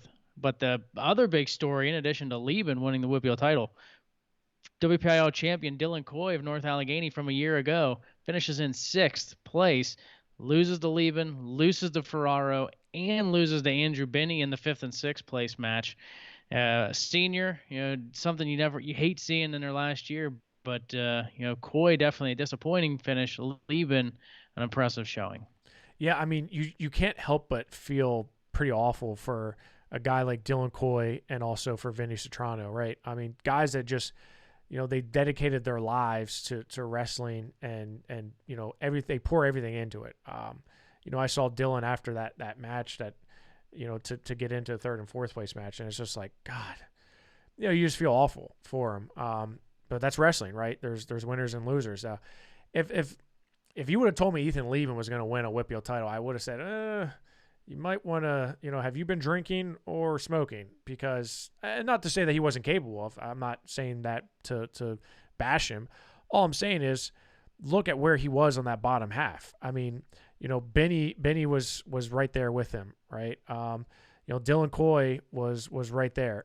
But then he has to beat the guy who he lost to an ultimate tiebreaker the week prior. So, for Maddox Shaw, he's got to find some more offense. He's got to wrestle a little bit better offensively in order to make some noise on the state level like he did at Powerade. Fatoris, this was the best I've seen Xander Fatoris. He had not looked great in the start of the season. And I think you and I talked about that early in the year because we thought Simone might have been able to beat him in the wrestle off. Fatoris really turned it on. Looked great against Ferraro, very, very close to Shaw, but then comes back and beats Ferraro again after beating Benny for like the umpteenth time. So, 126 in the WPIAL, 1 through 6, these guys are all top 20 in the state. Like, I don't care what you say. All of these guys are top 20 in the state, but only 4 of them got to go. So, unfortunately, that's the way it is. at least we have 4, not 3 like next year. Jeff, a couple of things that really highlight out of what you just mentioned there. Ethan Leben winning a WPIAL title. We talked about Eli Carr a little bit earlier in the show. How about the job by Vince DiAugustine, right? To coach up those guys to have those impressive performances. Dylan Coy on the other end loses his head coach, Sonny Abe. He and his top assistant resigned. Dan Heckert, Jesse Rogers, just doing their best just to keep the team, afloat for the rest of the season, and doing everything they possibly can. But parents, getting on top of coaches and giving the grief sometimes that the coaches get. You got to give the credit to look what a good coach can do. Look what a good coach can do to a guy like Ethan Leben, Eli Carr, to get them to that next level. And what happens when a guy like Dylan Coy loses his coach a month before the most important tournament of his season, and he ends up not going to the state tournament? Well, I mean, and look at North Allegheny. They're not sending anybody, right? And that's crazy, right? I mean, North Allegheny is a perennial program, and it's not to say they don't have individuals that are capable of. It's not like they have a bad team this year, and I think that's just people forget the environments and the practice rooms and the drama that's goes on outside. I mean, that whole thing is just it hurts. It hurts folks. It distracts folks. It really derails some things. I wish you would give some credit to Jeff Shaw, Greg. I mean, all Vince DiAugustine, there's more than just Vince. Vince is a great guy, but I mean, look at the staff he has. Jeff Shaw, same name as I do, good person like me. So, but no, you're absolutely right. You look at the differences between them. Yeah. I mean, it's crazy because Vince certainly knows how to get guys ready. I mean, look, he's been doing this a long time. He was really good when he was a wrestler. He's a hell of a coach. So it's not a surprise that he gets the most out of his guys when it matters most. But yeah, it's going to be fun to see in the state tournament because you look at it, Greg, and Maddox Shaw, should he win that first match, he's going to draw Carl Schindeldecker, who was 1 point away from beating Mac Church in the state finals last year. Carl Schindeldecker has been really good this year. Only losses to an out-of-state wrestler, Maddox Shaw. I think he struggled this past weekend. Carl Schindeldecker could get him at a good time here. Dalton Perry knocks off Jacob Van D, the returning state champion, so that sends the bracket into a tizzy. Van D and Frenzy wrestle in that first round. Fatoris, he gets a match with Zach Luckenball, a match that he already won. He won that match previously. He beat him at the state tournament, the dual team tournament. But he wins. He gets Dalton Perry. So 26 is a weird weight. Anthony Ferraro, I think, has a decent matchup in the first round against Mac from Hempfield. But then he has undefeated Cannon Hershey, who also, I mean, talk about a quality name. Your name is Cannon Hershey. You're wrestling in the state tournament in Hershey. I mean, I feel like that has to give you an edge, right? Yeah, you would have to think. It might just a little bit, but no, not really. But then you look at Jake Van D and Dante Frenzy. What a great opening matchup that's going to be. And then you look at Ethan Leben. Do you feel like he's in the semifinals with where he's at in the bracket? Yeah, I mean, if he wrestles like he did this past weekend, I definitely think he's. I mean, his draw is a phenomenal draw because I think he wins that first matchup, and I think he's better. I think he's in with Brady Collins and Josh Hillard. I think that's a good first round matchup, and I think Ethan Leben is clearly a guy who can get that win. I'm not saying he walks into the semifinals because I don't think that's the case. I think Brady Collins and Josh Hillard are really two quality wrestlers. I got to see both of them quite a few times this year, and Leben, though, he's on a hot streak right now. Momentum's a big thing. Hillard's got a week off since the South Central Regional, so Leben's he's feeling really good at the right time, so I'd expect him to do well. Next weight class, 106 pounds. Parker Senepal of Burgestown with the South Regional Championship. And he was the only WPIAL was not as strong at 106. We talked about that a couple of weeks ago with Senepal's dominant performance getting to that point. But he is the only WPIAL wrestler going on. But what a guy to advance on with a 7-1 win in the final to get there. Great tournament for Parker Senepal once again. Yeah, it was a great tournament for him. And, man, he's been nonstop this year. I just feel like he's been so consistent. we're not surprised at all the fact that he's in the position where he's at. The question for me was were they going to be able to get anybody else through? And unfortunately, that wasn't the case. And we kind of assumed that, right? I think we talked about that last week, that it was going to be really difficult for the WPIAL to get anybody outside of St. Paul through. And just looking at the state bracket, St. Paul is on a good side.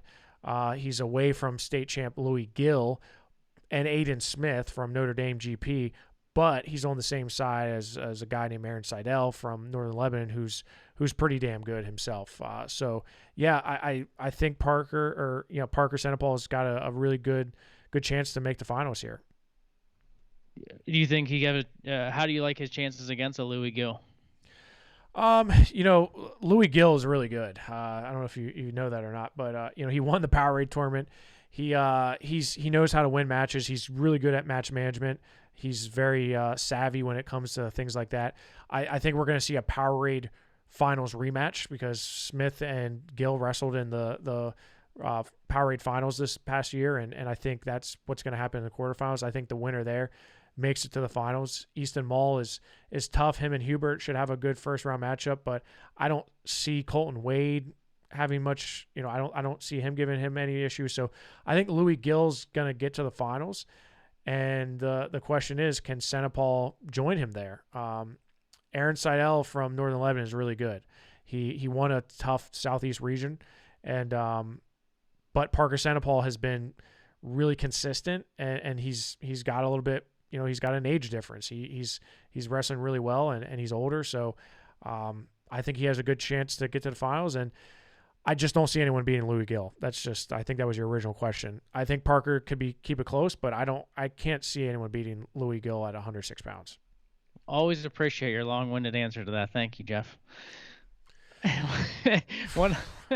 106 on AAA side. Luke Willishow of Latrobe had an impressive performance of his own. Defeats Nico Finella of Indiana 7-3 for the title.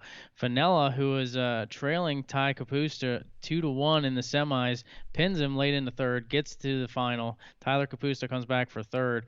And how about Tanner Mazinko of Cannon McMillan? He had a big 6-5 win over Connor Smith of Seneca Valley in the quarterfinals, and that helps propel him to fourth place.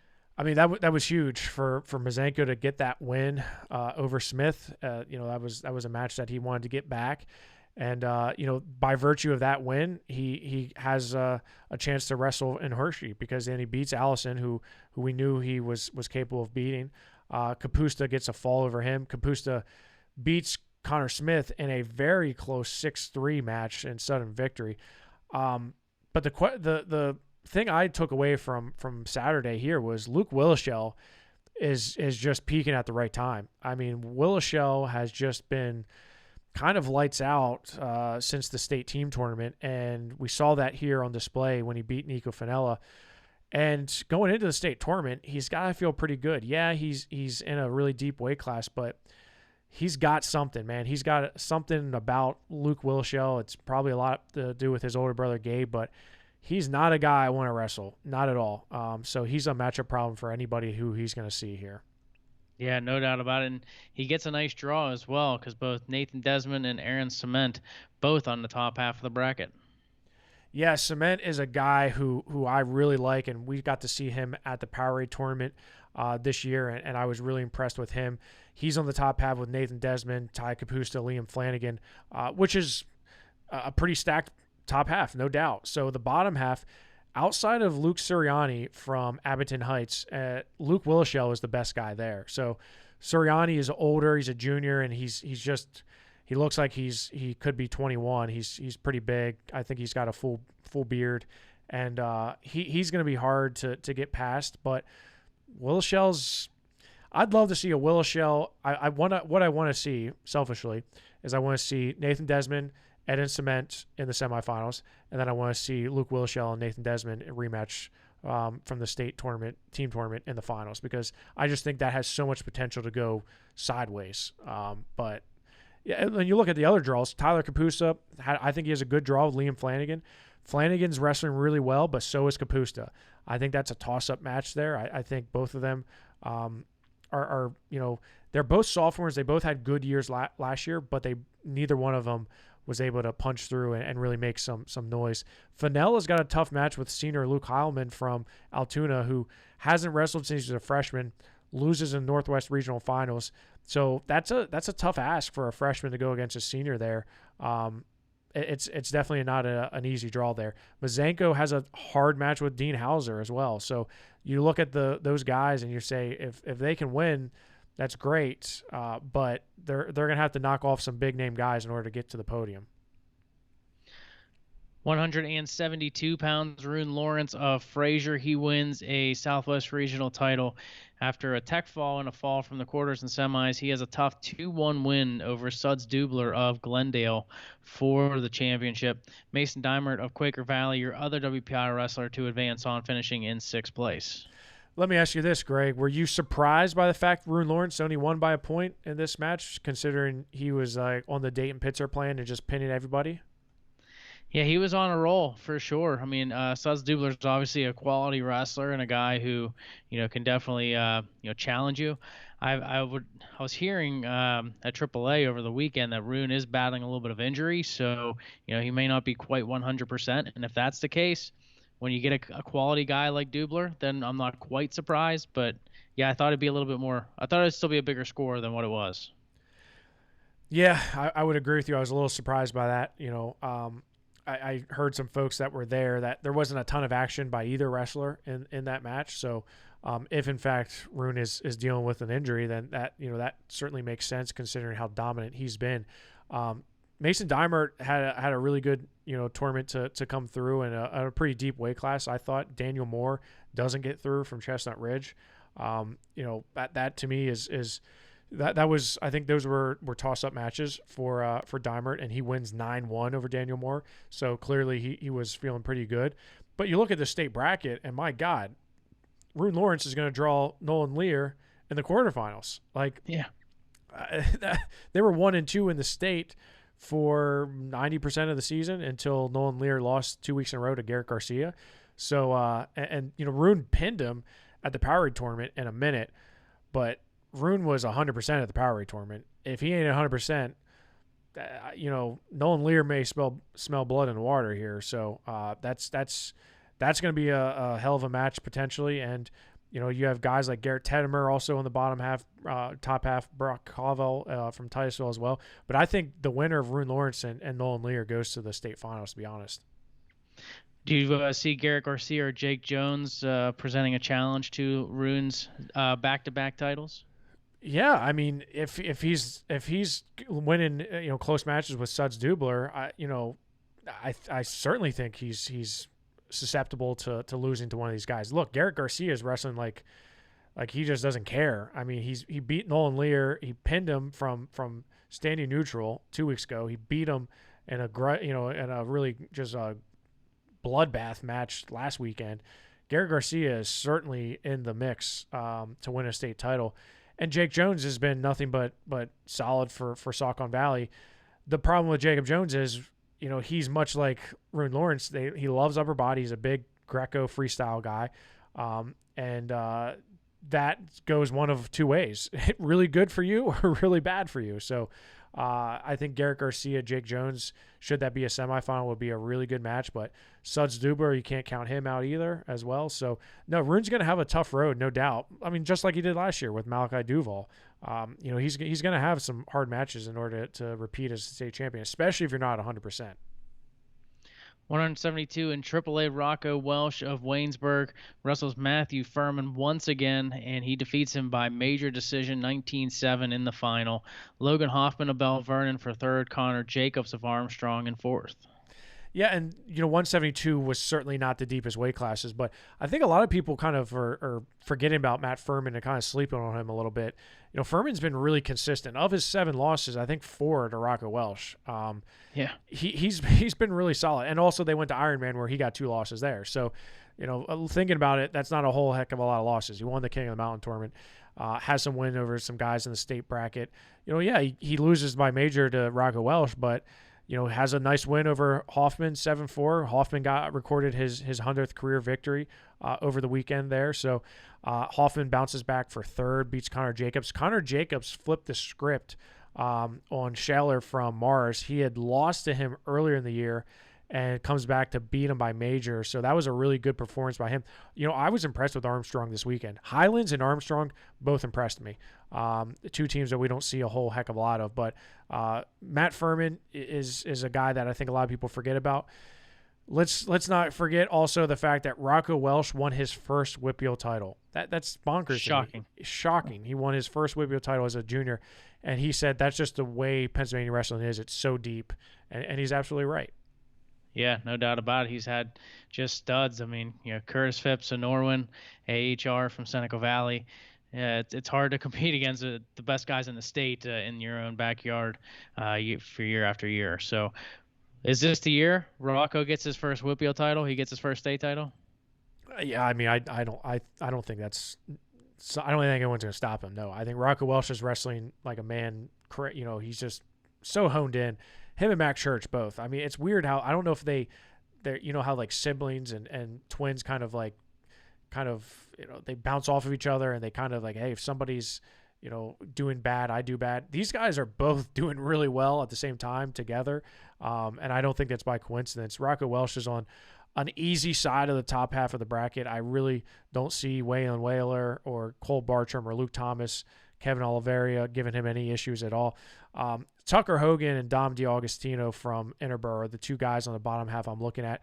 Matt Furman's got a great first-round match with Kellen Blasi. I think he wins that, and I think he's going to give Tucker Hogan all he can handle. But Hogan, his only loss on the year is to Nolan Lear. So Dom DiAugustino, he's a solid wrestler. We saw him at the Surge. He was on our True Power card, beat Jake Jones there. So, yeah, I'm excited for this one. But 72, I think, is Rocco Welsh's. Someone's gonna have to really wrestle well to take that from him. And looking at some of the other WPIAL guys, Connor Jacobs has Cole Bartram. If he can wrestle a full 6 minutes with Cole Bartram, he has a chance to beat him. But Bartram is really good. If he goes up early, he's not gonna be able to come back from him. Do you see a guy like Furman? I feel strongly about Furman getting on the medal stand, but what about Logan Hoffman as well? Yeah, Logan Hoffman is the weird one to me because I think he wins his first round matchup with Barbush, and I think honestly he pushes DiAugustino. The question for me is where he falls in the wrestleback, because you look at that quadrant above him. Mark McGonigal is really a solid wrestler from Clearfield.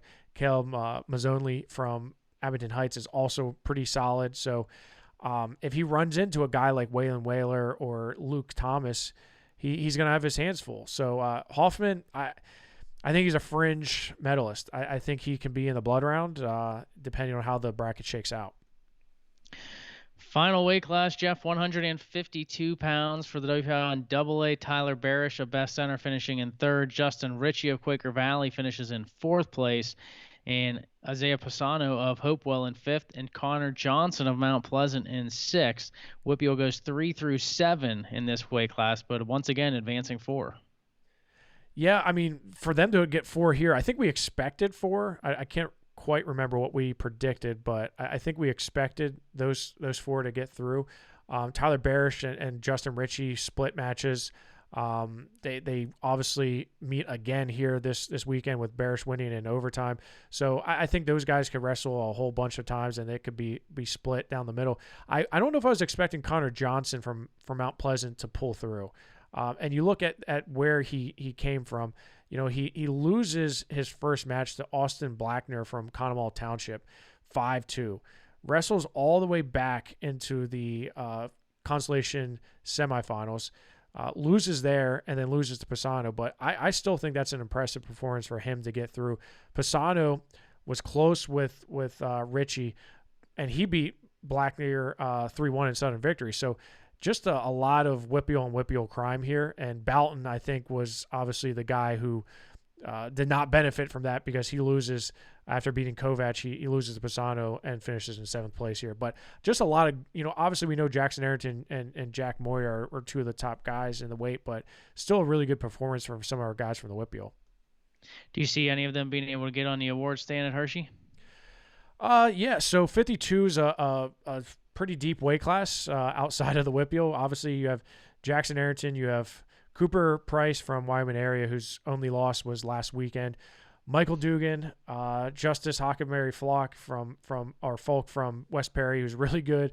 Kane Kettering, who's really good. Andrew Christie, who's really good. Devin Deem, who's a returning state medalist. I think Barish has a shot. I think Barish wins his first match, and I think him and Devin Deem would be a really good match. I think Barish has the best chance, but I also like Richie's draw. I think he can beat Ramsey, and I think he's there with Kane Kettering. So if you win there and you get to the quarterfinals, obviously, anything's possible. I don't know who's going to make it to the semifinals out of that quadrant there. Is it Kane Kettering? Is it Justice Hockenberry Folk? Is it Richie? Is it Ramsey? I don't really know, but if Richie gets hot, I think he can make it. AAA on the other side, 152 pounds. We knew who the top four were going to be. It was just a matter of how they were going to finish. And Dylan Evans of Chartiers Valley gets revenge on Kellen Laffey of Pine Richland, defeats him 5-4 in the finals. Nico Taddy of West Allegheny finishes in third. Jack Pletcher of Latrobe in fourth. Yeah, and you notice Kellen Laffey had a pretty significant wraparound for his shoulder. And I'm wondering how much that's affected him, because he never really got on his offense. He beat Jack Pletcher 1-0. That was it. He was able to ride him out. Loses to Dylan Evans, never really was able to get on his offense. Dylan Evans looked really great. Beat Nico Taddy 5-2. That was a really good match for him. He wanted that match with Kellen Laffey. He really wanted that match back, and he did everything he had to win that match, and he picked the right time to win it.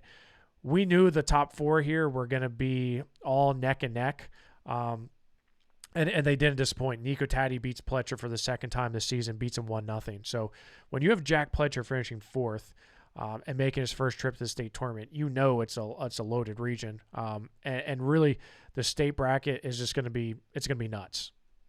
And it's really disappointing. There's not a lot of there's always an opportunity where a region wrestler could face each other in the round of 16. It's rare, I think yes. there's one or two chances for the WPIAL, and unfortunately it happens here at 152. Jack Pletcher wins his first. He's going to draw Dylan Evans right out of the gate. Yeah, I mean, no comment on that, but that sucks, right? Pletcher and Evans first round. I mean, that sucks for both of them. You don't want to have to wrestle a guy from your region in the first round of the state tournament. So yeah, that's obviously tough, but I think Dylan Evans has I think he wins to get to the semifinals, either Frontino or Daly. Now him and Dominic Frontino, they were really close last year, and I think that could be close again this year. But Evans is just, look at what he did at Super 32. Look what he did in Fargo. The kid he wrestles to win, man. He wrestles hard. He's feeling really good too. I think health-wise, he's feeling real good. I look at some of the other guys, and obviously Pletcher, if he loses to Evans, he's gonna have a long way to wrestle back to get to the medal stand. And you look at some of the other guys, Kellen Laffey. I think he has a great first round matchup with Gallagher. I think he wins that one, and I think he can beat Dobbins should Dobbins come out from there. So I think Laffey actually has a pretty good draw. I actually really like his draw. Nico Taddy, not so much. He's got a tough Griffin Gonzalez, and then Dagan Condomiti from Northampton, who's been lights out. I like Dagan Condomiti to get to the finals here. I just think he's wrestling too good to not win there. And if Evans is on the other side, that's going to be a hell of a match. I hope that happens, because those are two young wrestlers that are both juniors, both two of the top recruits in the state. I'm looking forward to seeing that one. I know all year we've been talking a lot about Laffey and Evans being 1-2 in the state. We may see him back-to-back weeks. Do you think Laffey can knock off Condomiti, or do you think with that shoulder injury that you saw, he's not going to be able to do it? Well, clearly I think he's capable of doing it. Condomiti himself has had some injuries this year, and I think it's possible. I just go off of the recency bias, and that is Kellen Laffey lost had a tough Southwest Regional, and Dagan Condomiti has dominated. He got bonus points in, I think, every single match of the postseason thus far. That to me shows that ain't nobody gonna stop you. And the way, remember how he wrestled Wyatt Henson? He almost beat Wyatt Henson last year in the state tournament. So I don't know. I feel good about him. As far as the WPIAL goes, do you feel like there could be 4 medals here at this weight class? Well, unfortunately, I don't because I think one of them will knock each other out because where the brackets hold, I think only three would be able to. I can't say for certain, but I think only three would really be able to do it just based on how the bracket is stacked. But yeah, I could see Nico Taddy getting through. I could see Kellen Laffey getting through, and obviously Dylan Evans and Jack Pletcher. Should he win some close matches? Yeah, absolutely, he can get through. So I don't know if all four will be able to make it, but I definitely think three of the four is not out of the question. As far as team-wise goes, Waynesburg wins the team race for the Southwest region. Also, congratulations to Burgestown. They finished in second place in the AA Southwest region on the team side. And also, congrats to Scott Stoner. He was the WPL Coach of the Year. And also for Max Stout, outstanding wrestler. Not too much surprise. He dominated the field. But Jeff, we did it in under 2 hours. Just barely, but under 2 hours. Hour and 57 minutes, man. I kept on looking at the weights because I'm like, man, it's normally it's like, all right, you're at 52, you got a few more weights to go, but this one I'm like, how many do we have to do? Who do we not talk about yet? So it was a little bit hard to keep track of, but we did it in under 2 hours. I'm proud of you. We've got a whole lot on store for you, PA Power Wrestling. We've just updated state rankings in AAA. We're gonna get AA out for you. We did a phenomenal show last night, 2 hours and 15 minutes last night, just on AAA.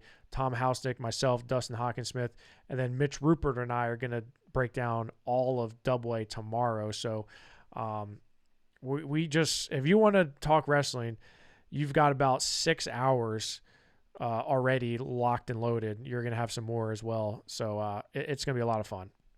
So I guess one other question that I have on a personal front, Jeff, but also I'm sure a lot of people are curious to know as well. Last year, you didn't get a chance to go to the state tournament, obviously with your son being born. So you did a lot of shows right after the rounds, right? Now last year was different because all AA was on one day, all AAA was on another day. Are you planning some shows in between next week, or what are you thinking? So, yeah, I mean, so it depends. We would like to, because one, it's easier to just turn on a camera and start talking as opposed to sitting down and writing and recapping, typing because before you know it, it's the next round. So we would like to do just kind of round recaps. It's just a matter of logistics how we're going to do it. But that was a lot of fun last year. I did it from home with a 1 week old, 2 week old. I forget how old he was. He was an infant, so he slept a lot, but also other things a lot. So, yeah, I mean, we would like to do it, but it just depends on logistics. Well, make sure everybody stays with PA Power throughout the entire state tournament. We're going to have all the updates for you and as much as you need as far as results, interviews, and all the like. And, I'll be there as well. So I'll just be waiting for my invitation if you need me for a few. You're always invited, Greg. You're always invited. Okay. You have an open invitation. Open invitation. How about that?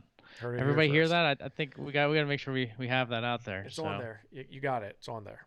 It's on there. Well, Jeff, I guess we'll see you at Hershey, my friend, and everyone else. Make sure you stay with PA Power throughout the week as we get you prepped and ready to go. And the most exciting time is here, the state tournament coming up here Thursday, Friday, and Saturday from the Giant Center. For Jeff Upson, I'm Greg Warnock. Thanks for watching WarUp on the WPIAL.